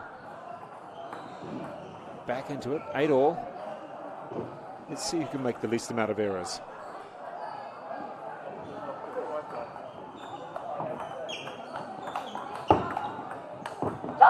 That's a huge point. You could see really early on after the serve, Guo stepping a little bit off the side of the table, getting ready to step around, but then still managing to get out and retrieve the ball when it went to her forehand instead. Great balance. Very animated Carrie Gual there. He's happy about that. Knew it was a good point. Bit of a lucky break, but really set the pace in that point. Look where we're at. It is match point the other way round now. The first match point for the top seed. It is Carrie Gual. And asking for she's going to use her timeout. Exactly the same as what we had in the fourth game. This time, she has at least a couple of points. So there's a little wiggle room here, but wow, we didn't quite expect that. But yeah, like you said, she's got 2 points rather than what her opponent had in the fourth. That was just the 1 point, wasn't it? Yeah. But this timeout's interesting in the sense that Joanna's on the bench, probably thinking about the match point that she had. Yeah. Now staring two match she's dwelling points down. on that. It's possible. Well, here we go. She's back out now, the top seed. In. So she got to call when she comes back in, does she? Yes. So she is receiving serve. So sometimes calling a timeout is good to. Right. You really need to settle yourself when you're receiving. And she'll take the first one. There it is. Oh, on the mistake. And that is 11-8 in the fifth. So the top seed comes away after dropping the first two games. And it is a win for Carrie Gull over Joanna Yang. And we're going to go and try and speak to us. Thanks, Matt. We'll be back with you for the boys' final in just a moment.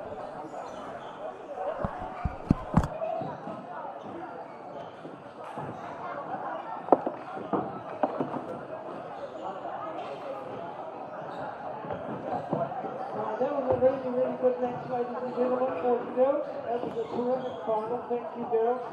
Now the 340 group matches may now commence. So the match sheets are at the tables. So players in the round robin groups that are 340, please go to your tables. A ball will be coming out to you if there isn't one already there. Table 2 will be featuring one final, but the under-19 men's final will be on table 1 very shortly. The umpire is Abel Roberts. Thank you, Abel. And just remember, boys and girls, to leave the ball at the table. And during your round-robin matches, please make sure that the umpire for the next match is at the table with the players due to play. Thank you. Well, that was an exciting under-19 girls final, and I have the winner with me now, and that is Carrie Gual. Congratulations, you've got to be very happy with that, particularly coming from 2 games down. Yeah, you're almost stunned. You're tired after that as well. It must be very tiring mentally and physically. Yes.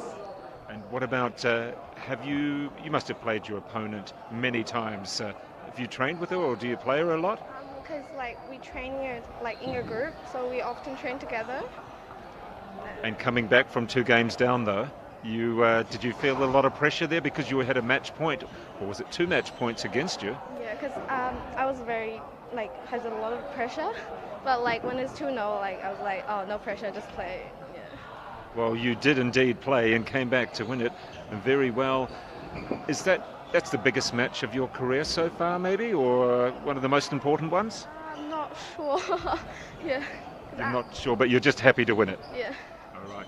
Well, congratulations, Carrie Goyle. You are the under-19 girls champion for New Zealand. Well done.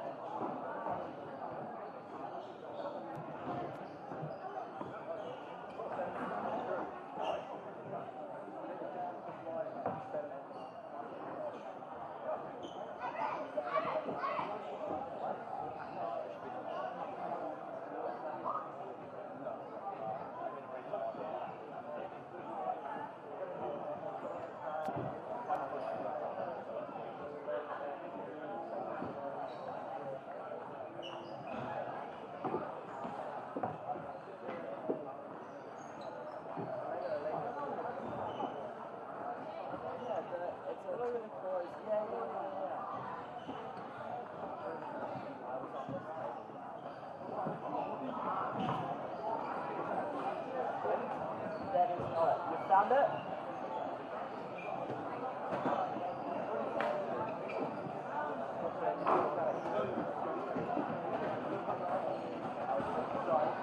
I do just have to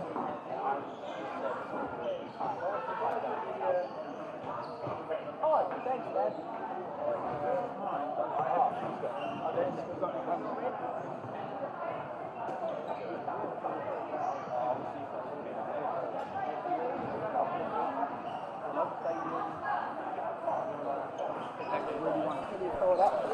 And ladies and gentlemen, let's get ready now for this, the boys under-19 singles final. And coming on to the court, it is the two top seeds. Of course, we have Max Henderson, the second seed. We already saw his semi-final earlier in the day. Very happy man from the Bay of Plenty. And up against Alex Lu Jiao, the top seed. Now, he's from Auckland, I think, there, Matt. Yep. We've got one Bay of Plenty person in Henderson, and Jiao from Auckland. There you go, just the introduction there. And who we got? We've got the Henderson coach, father. Let's just having a little chat there to the umpire for a minute. So these two have actually just played yesterday in the junior team event, the under-19 boys team event between Bay of Plenty and Auckland. That match, Alex won 3-1. It was a relatively close match. Doubles partners as well, I think, in the senior championships. In the seniors. And they're in my quarter, so... so this is a scouting mission for you? It's a bit of a scouting mission. They've never won the doubles before, and I have, so... Okay. Who's your doubles partner? Josh Alexander. We're the retro team. We've been around in the sport for a long time, but when it comes to doubles, the experience does help, though, right? Oh, yeah. Absolutely. Doubles is a very, very different game to singles. It's a lot about communication and how well you how well you work together as one team. So a lot of doubles Well, is that about tends to be synergy. doubles in most, whether it's in squash, tennis, or badminton, that the younger players tend to be hustle and bustle too much. Yeah, they're individuals. Yeah, they're still playing as individuals, even though it's teams. Whereas the more experienced players... Yeah, I'm counting on that. Yeah, that's good. So when are you playing the doubles? That will be on Friday? Or? The team event starts on the 5th for seniors, so I think probably, towards the 7th. Friday the 7th would be the... And you're not playing the singles as well? I'm playing the singles. I'm going to try and play the singles. Teams first, then singles and doubles. Who's the top seed in the singles? Do you know that? Tang Liu, who's actually, I won the doubles with him twice. He's my old doubles partner. And he's actually going to try and win his 8th national title, which would tie the all-time record for men's singles titles. So Barry Griffiths has won 8. Yeah, I thought it would have to be Barry. Yep, and Tang's looking to win his 8th and tie up the record books. Right, well, great stuff. Oh, nice to hear the history going on there. And Max Henderson getting underway with this under-19 boys final. Not the best way to get underway. But, here he is with Max Henderson serving. He's really going to have to keep the pressure on here. I was able to watch Alex a little bit more yesterday. What do you think of his game? Very formidable on the forehand side. He's got a lot of a very, very snappy contact. His forehand is, when he gets going, it's very dangerous. It really depends on how he goes about setting that ball up. So there are ways to slow him down, and it's going to be on Max to find out what they are. Well, he's already having to... That is an outstanding rally to start this match here. We're only up to the 4th point, and already we're seeing that. So, he's quite a long way back from the table as well. Yeah, I think we'll see that a lot from both of these guys.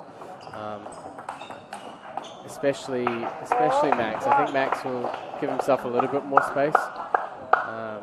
He's going to need to use spin and a lot of changes in pace to try and disrupt Alex from playing those power forehands. 1-5. You can already see that he hasn't quite gotten into that groove yet. So we've seen a few forehand errors. But you can see, though, when he does, it's going to He's going for it. Yeah, he's going for it. So, again, though, we're saying that Max Henderson does like to start fast. Yes. Yeah, he's a very good starter. Especially in this final. I mean, if he can get the first game in, then that will be hugely advantageous to him. And good job there from Henderson controlling that first forehand. He really needs to make sure that Alex can't connect between two forehands. So after the first one comes on, he's got to make sure a second one doesn't come as well, because a lot of the time the speed compounds, so it gets harder and harder. Something that we've seen from the semi-finals and also so far in the finals with Henderson. Maybe it's his coach, his father, or maybe he appears to have some real tactics and thinks about how he's going to have to do it, rather than just go out there and hit. Yeah. He's a real thinker. And I would guarantee that he would have videoed his match that he lost yesterday, and he would have watched it and really paid some serious attention to thinking about the best ways to approach these points. So what you're saying is he may not be necessarily the most talented and outright skilled. I'm not saying he's not, but what he is the tactical worker on how to figure out how to win. Whereas in this occasion, we might say that Alex is possibly the most skillful. I think on a technical basis, I would probably rate Alex to be in a better position, technique terms. I think Max's approach to the game is it has a touch more professionalism to it. He's been putting in a lot of work in the physical training area. His physical game's improved a lot since I last saw him. And let's be clear, we're not saying one person is a better person because of this or that. It's just that... No, it's just different areas, and you know, they talk about this in sport, these pillars of performance. You have the mental, the physical, the tactical, and the technical, and all of these things balance out differently with different athletes, and you get to see in these pressure matches which parts of those different performance pillars kind of show themselves to be the dominant ones, I guess. So it's been a nice comeback by Alex. He's down, I think it's about 5 points at one stage. And now just edged his way back in. I think, as you said, that his range he wasn't quite finding his range to start with. Now it appears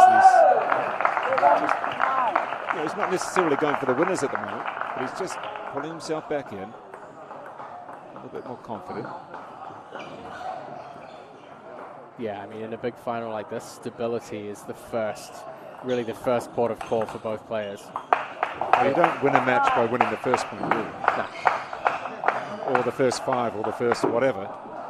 It's the last point. That's the annoying, the isn't it? Isn't it annoying? Yeah.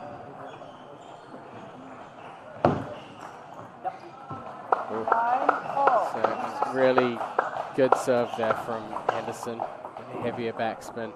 Well, that ball was so short, wasn't it? And Alex was back a little bit. It's got a long reach, but we'll likely see many more short serves between these two. They really want to make sure that their opponent's not able to attack early in the point against the serve. So lots of tighter, shorter serves.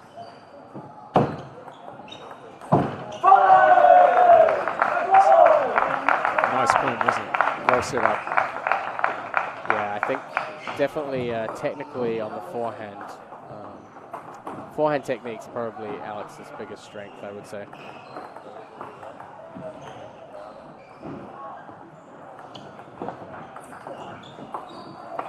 Just flips that one too much, flips the net and away it goes.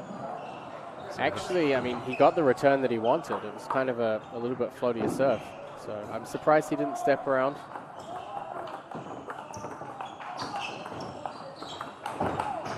That's a brilliant play there.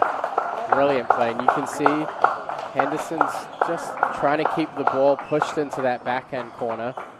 He's almost challenging Alex to step around. Well, Alex did step around. And then he caught him down the line. But he opened himself up too much, didn't he? So it is, we've had 1 game point to Alex, and then it's switched around. Definitely the right move. 1 game point to Henderson, and now we're back to 11 each. Yeah, definitely the right move there on the serve return from Henderson.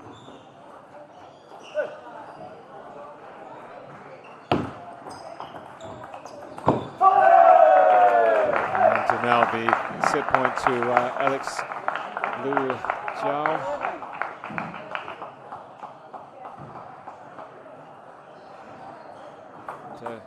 Quite a stocky build from Henderson. He's powerful. Through the body. Like, you know, he looks as though he's actually been really consciously working on the build he needs. There you go. There's that, as I was saying to you before, you know, you don't want to let him connect 2 forehands together. It's really difficult to come back from. So, is there any player that really has I'm sure there's players that have a backhand weapon. Oh yeah, lots. I think in New Zealand, less so. Right. Why is that? Is it just basically, the backhand's played more in front of the body, and because it's played in front of the body, you don't have the kind of rotational power. I mean, a forehand you can really build up from the ground and get a lot of waist rotation, and also the contact's further away from you, so you can build up that kind of momentum and acceleration.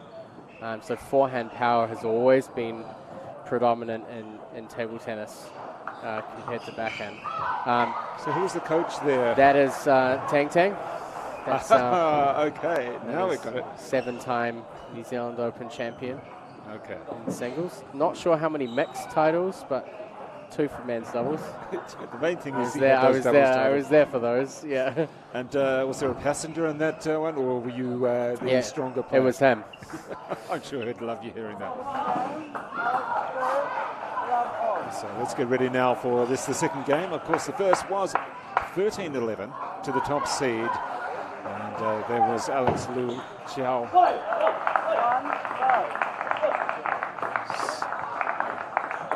He came back strongly in the first and found himself in a position, a set point, then found himself down a set point. Certainly very close there as we continued on in the game. We're just waiting for him to really wind up that forehand. We saw it a few times.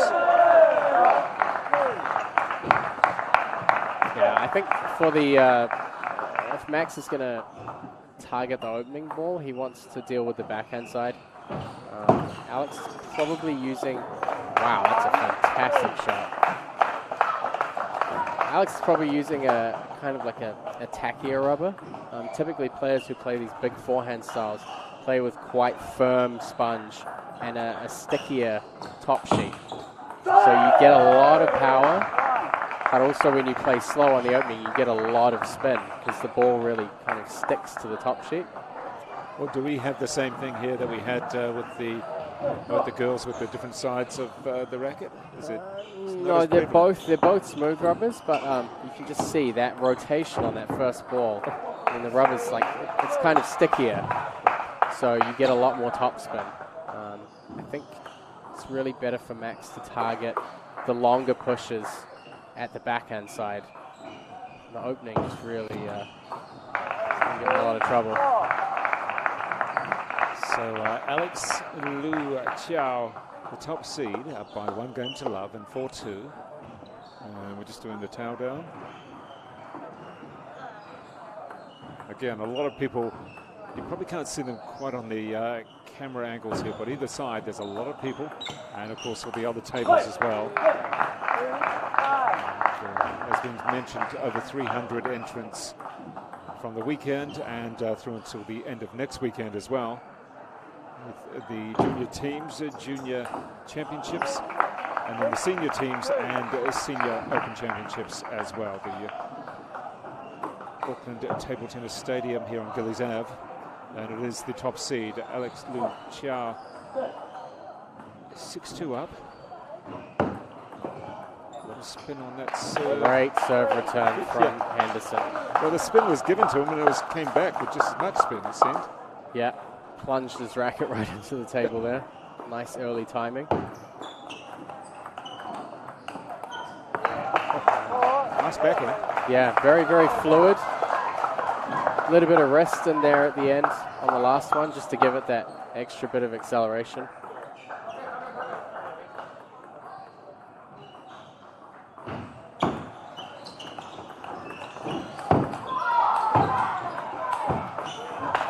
This time, overheading on the third forehand. So the hit just going it down a little bit there from Alex. He's disappointed in himself. He's lost a couple of points which he felt that he should have done better in. And Henderson's just come back into it as well.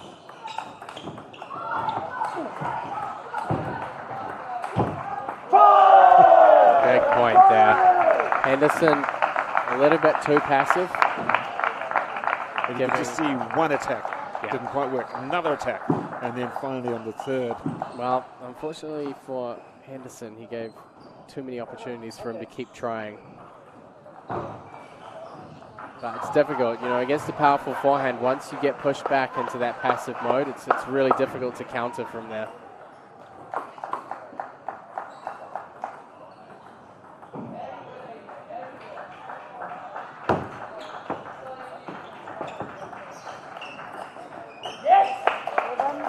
Good heavy spin to the backhand there. If he can get good top spin and deep on the table and target Alex's backhand side, it's a probably higher probability he's going to get a softer return. But the quality has to be there first. And a couple of forehands. The first one poked back by Henderson, and the second one hit into the net. So 2-point advantage. Just, it's almost like we're waiting for Alex to really just blast through a few points. It kind of feels that way. I'm just waiting for him to really take it. Yeah, I think Henderson's really given him a lot of opportunities. I think it's made the key difference. See, there's another one. See, that's what we're kind of waiting for, albeit that he almost. Yeah, almost. I mean, it'll happen more frequently because the more he's doing it, the more confidence he has to move all across the table to use his forehand more. And if that starts happening, you're dealing with almost a totally different player. Well, then we had a serve which really just, the variation was immense. And that is the second game as Alex Liu Chiao is up by 2 games to love. I think that was 11-6. We'll recheck on that in just a moment. But it looks as though he's taken that lead. And I wonder what Dad is saying there to Max Henderson. Well, he's, what do you say, if you're the coach, to your player who's just lost a couple? Albeit, we've got to remember, in the girls' final, it didn't matter about dropping the first 2. I'm not sure if it's going to be quite the same here, though. Yeah, I mean, I think with Max, a lot of it comes down to formation of tactics. I think he has some idea of what he should be doing. I think he's let a little bit too many shots kind of float over into that forehand side that have been too slow. So he's giving Alex too much time to prepare for what is, without any doubt, his best shot. So I think for him, playing deep with either heavy backspin on the serve return or heavy topspin into the backhand corner, and then looking for opportunities to counter. If he's going to go to the forehand side, he needs to make sure that he's the player who's attacking. He can't keep playing passively and letting Alex be the one who's attacking and in control of these points. See, actually, even there, good example of the wide to the backhand placement. Needs more of that, absolutely. Well, he was going for it there, was Chiao. It didn't come off, but he was targeting, you know, he was pushing his opponent back further and further. Right, yeah.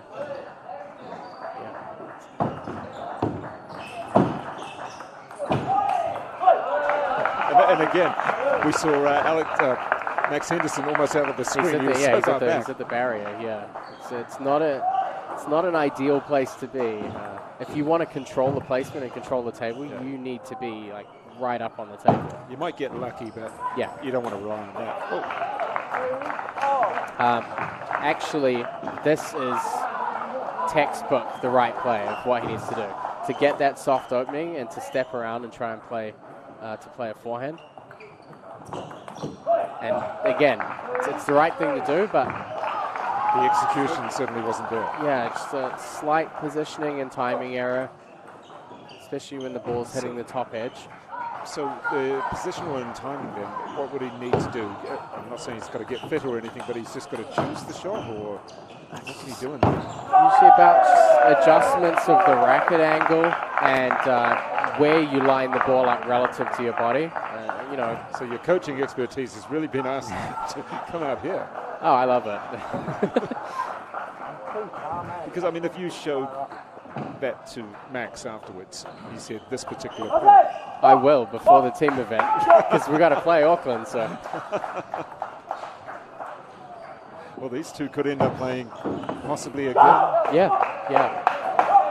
And I think Max had actually tried to send the video of the last match that they played yesterday to me and our other teammates, so he wasn't able to do it, so it's kind of a shame I didn't get to see it before this match now.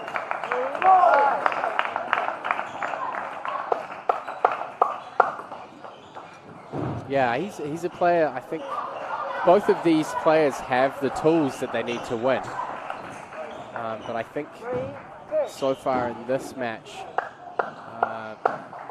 Alex's strengths have come out to play a lot more. So he's been let to use. I think he's been allowed a little bit too much. He's been given too much comfort. So he's been able to manage and use his weapon a lot more in this final, and he's up by 2 games to love. First was 13-11, the second 11-6. Great play there.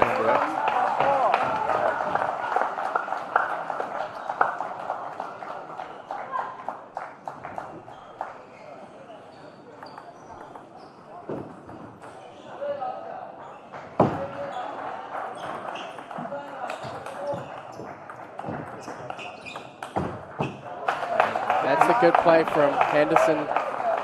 Good placement across the table, but also, again, he gets a good topspin arc to get the ball deep into the backhand side. You could see he pinned on the backhand side for the entire rally. So, you know, at least if Alex is going to play a forehand, he's got to move all the way off the table to play a forehand. So what he has to do is have his movement, his body position yeah, in the top spot. Yeah, and he's got to assume some risk, you know, to step around and leave the whole table open. So in other words, what you're saying, if Henderson gets that shot back, there's an open table. Yes. Yeah. So, you know, to have the confidence to step around, you basically would be really, really quickly in the blink of an eye assessing where the other player was on the other side. Because if there's no gap for you to hit through, it's a huge risk to step around. And that's what Max needs to be pressuring. He needs to be forcing Alex to step around more. You know, if you want to play forehand, you're going to have to take some risk.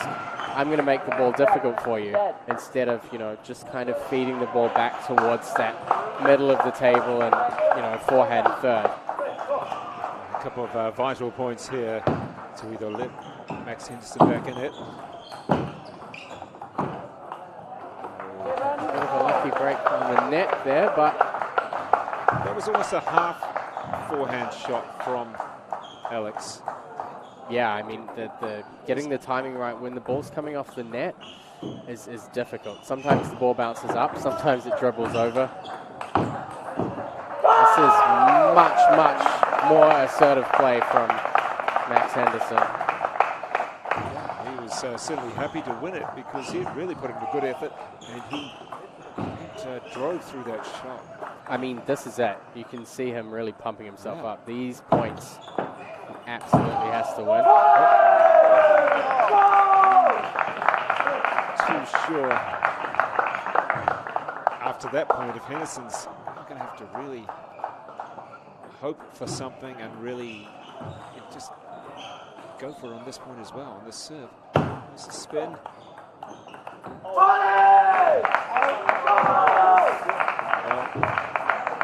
Almost pressurized him in there, this child. So he goes up 9-8.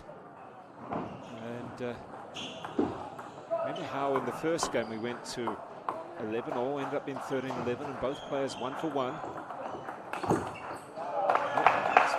Great serve attacker.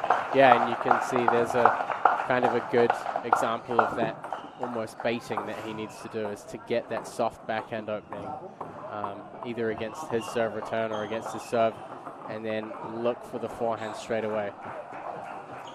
These are efficient points for energy, and also very effective as well if you can execute them well. And as a coach, you love these sort of points, don't you? 9-all. You know, I like them as a player.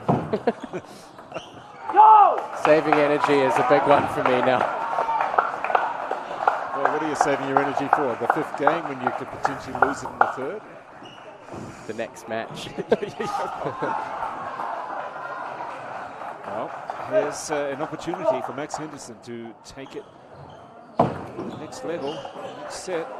And net serve, a good, but a really, really good pickup on that half-long serve from Henderson. You'll see it in New Zealand a lot, half-long service.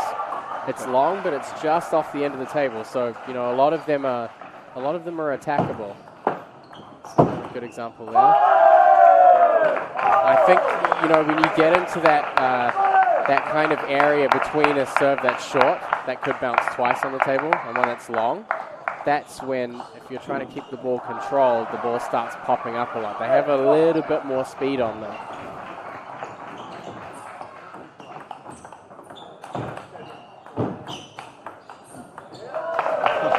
That was a good forehand from Henderson. Put the pressure on Zhao.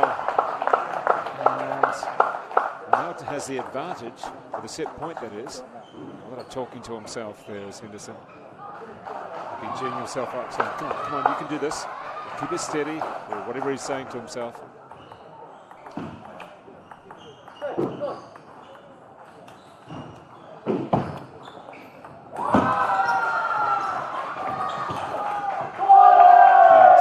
Both players quite a way off to the side and to the back of the table.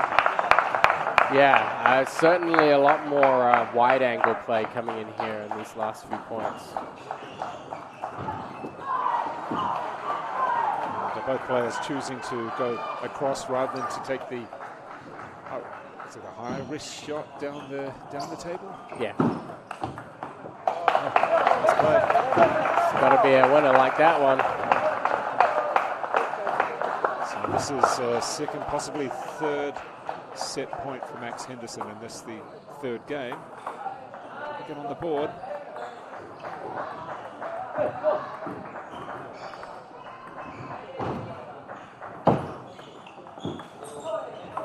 Yeah, great. Really good serve return there. I think quite unexpected. It was very slow, a little bit high even. This final, the under-19 boys singles final, it is the second seed, Max Henderson, who takes that the third game, 13-11. However, the top seed, Alex Lu Xiao, took the first 13-11 and the second 11-6. Well, Matt Hetherington, that third game, it was took a little while to get going, and then I guess I was looking for Xiao to really take the initiative. He didn't quite, or wasn't allowed to, was probably the best thing. Yeah, I think that was the biggest difference. I think really Henderson kind of allowed him to get away with too much. You know, if you let your opponent play their biggest strengths, then you're going to have trouble. And I think he did a much better job in the second half of the last game, starting to shut it down a little bit. Still got a ways to go, but I think both players are starting to get into their groove and having a better idea of what they need to do against each other. So a lot of talking there from Max Henderson. Not quite at the Andy Murray level of talking to your player's box, which is quite a good thing. I don't know about how the language is treated in table tennis, but certainly very much talking to himself after every point, telling himself what to do, and quite often looking for his father and talking to him as such. Not that I expect his father to really come back. That's a handy lead. It's going to be a timeout. Big start here from... It is? No? It's just a towel down? Yep. No, timeout. Yep. Okay. So, looks like Dad's in the timeout. Giving him his own space this time. Okay. Possibly. Oh, just balancing. Oh, maybe not. Oh, he's reminding him to put his racket on the table. Okay.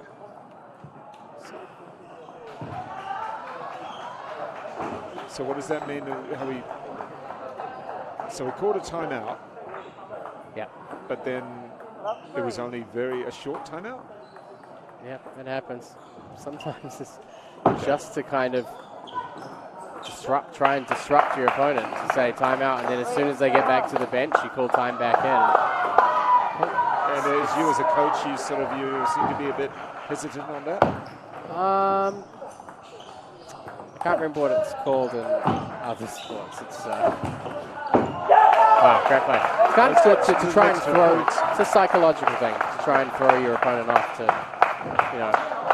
I used to always, sometimes if it happened to me, I would get back to the bench and be like, oh, no time in, and then I would use my timeout and then stay there. So it's a little psychological warfare, I think. Okay. But I mean, hey, he's just won the next 3 points anyway. Yeah. It seems like an interesting ploy. I'm not saying good or bad. It's within the rules. It's neutral. Yeah. It's almost like in basketball, how there's a timeout. Is that what it's called? Gamesmanship. Yeah. in basketball, how there's the last 2 minutes of a basketball game can take 20. Yeah. So timeout.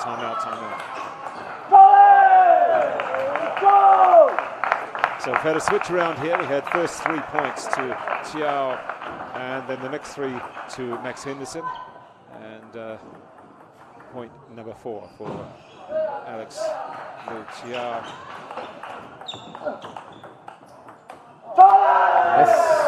So really, he knows where it's got to go. Max Henderson pointed to where he wanted to hit it, intended to hit it, but didn't manage to execute that shot. Yeah, I mean, he's really doing a good job of keeping him anchored in the backhand corner. But when you get those opportunities in a match like this, you absolutely cannot waste them. That is, that's the key difference between a good player and a great player. Is when an opportunity is created, you win those points 100% of the time. There's really no room for errors in a national final.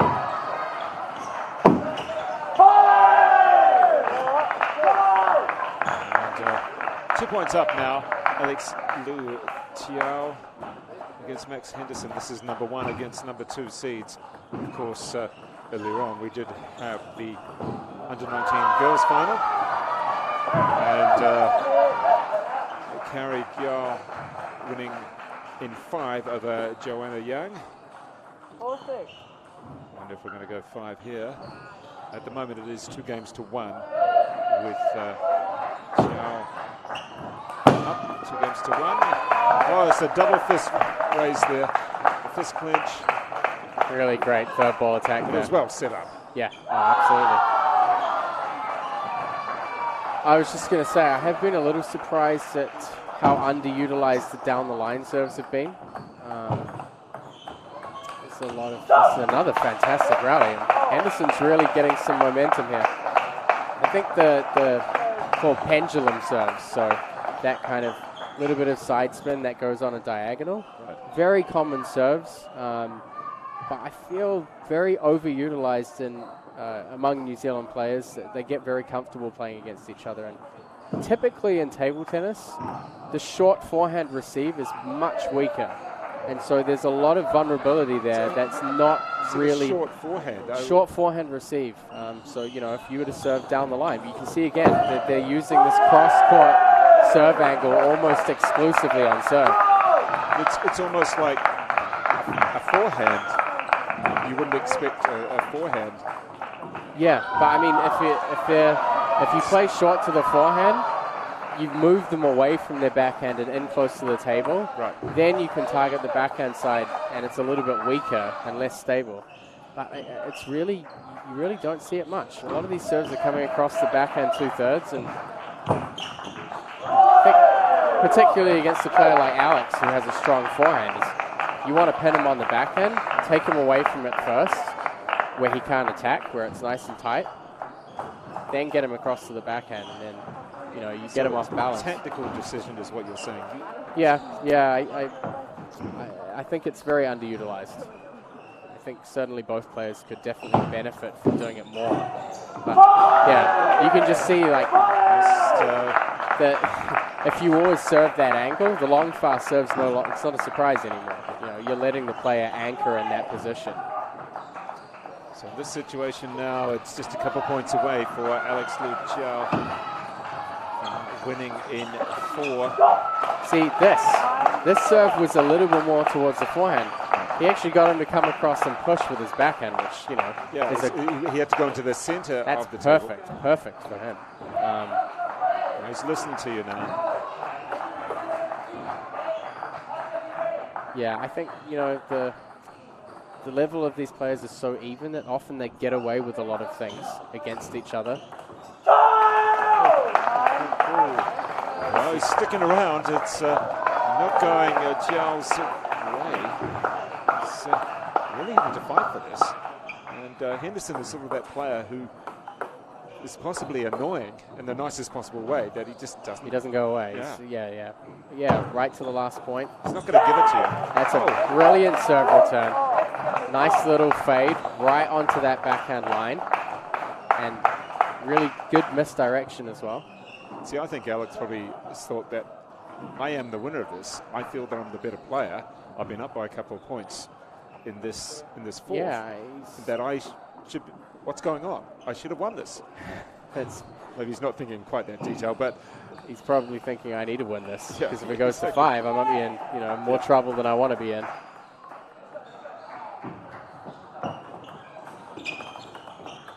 All right, so here we have the first match point for Alex Lu Chiao.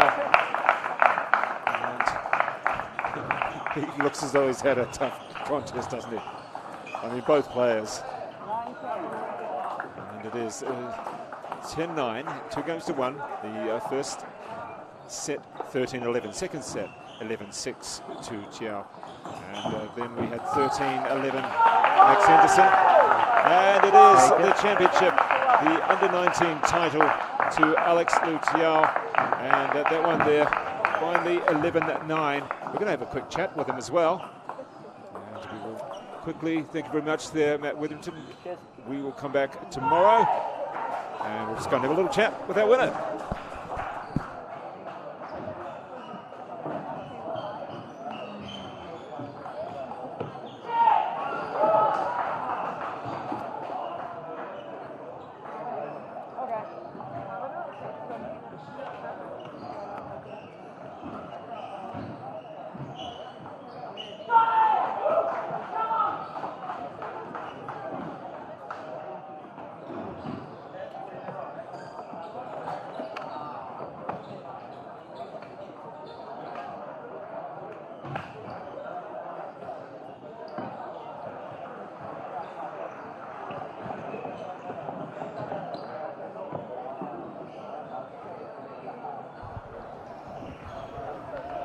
Well, ladies and gentlemen, we now have the under-19 boys winner, Alex Lu Chiao. And Alex, congratulations. A good fight there that you had to win against, I guess, your doubles partner. Yeah. I mean, it was very tough after leading 2-0 and then having a very tight loss after that. And then I could feel him creeping back into the game. So that was a lot of mental stress and, yeah, so it was physical. He's always one of those players that doesn't go away, does he? He never gives up. Yeah. So it's like if you don't, finish the game as quick as possible, then he really fights his way back in. So yeah, it's really hard. I believe the two of you have actually played. Was that your second contest against each other in recent days? Yeah. So I played him in the teams games, I think, on Saturday as well. I edged out a 3-1 win as well, and I'm grateful and happy that I won this one as well in the singles. Well, finally winning. I mean, this is the best of the juniors, isn't it? To win the under-19 boys and girls. You can't get any higher in juniors, so you've got to win this before you take the big step up to seniors, don't you? Yeah. So I think winning this will give me a lot of confidence for the next age groups as well, and hopefully it will give me a lot of confidence for the seniors, and hopefully I play well there as well. All right. Well, thank you very much there, Alex, and congratulations on the win. Thank you very much. Well, there we go. That is Alex Lu Chiao, the under-19 boys singles winner, and a very entertaining contest indeed. And we'll be back tomorrow with more top table tennis action.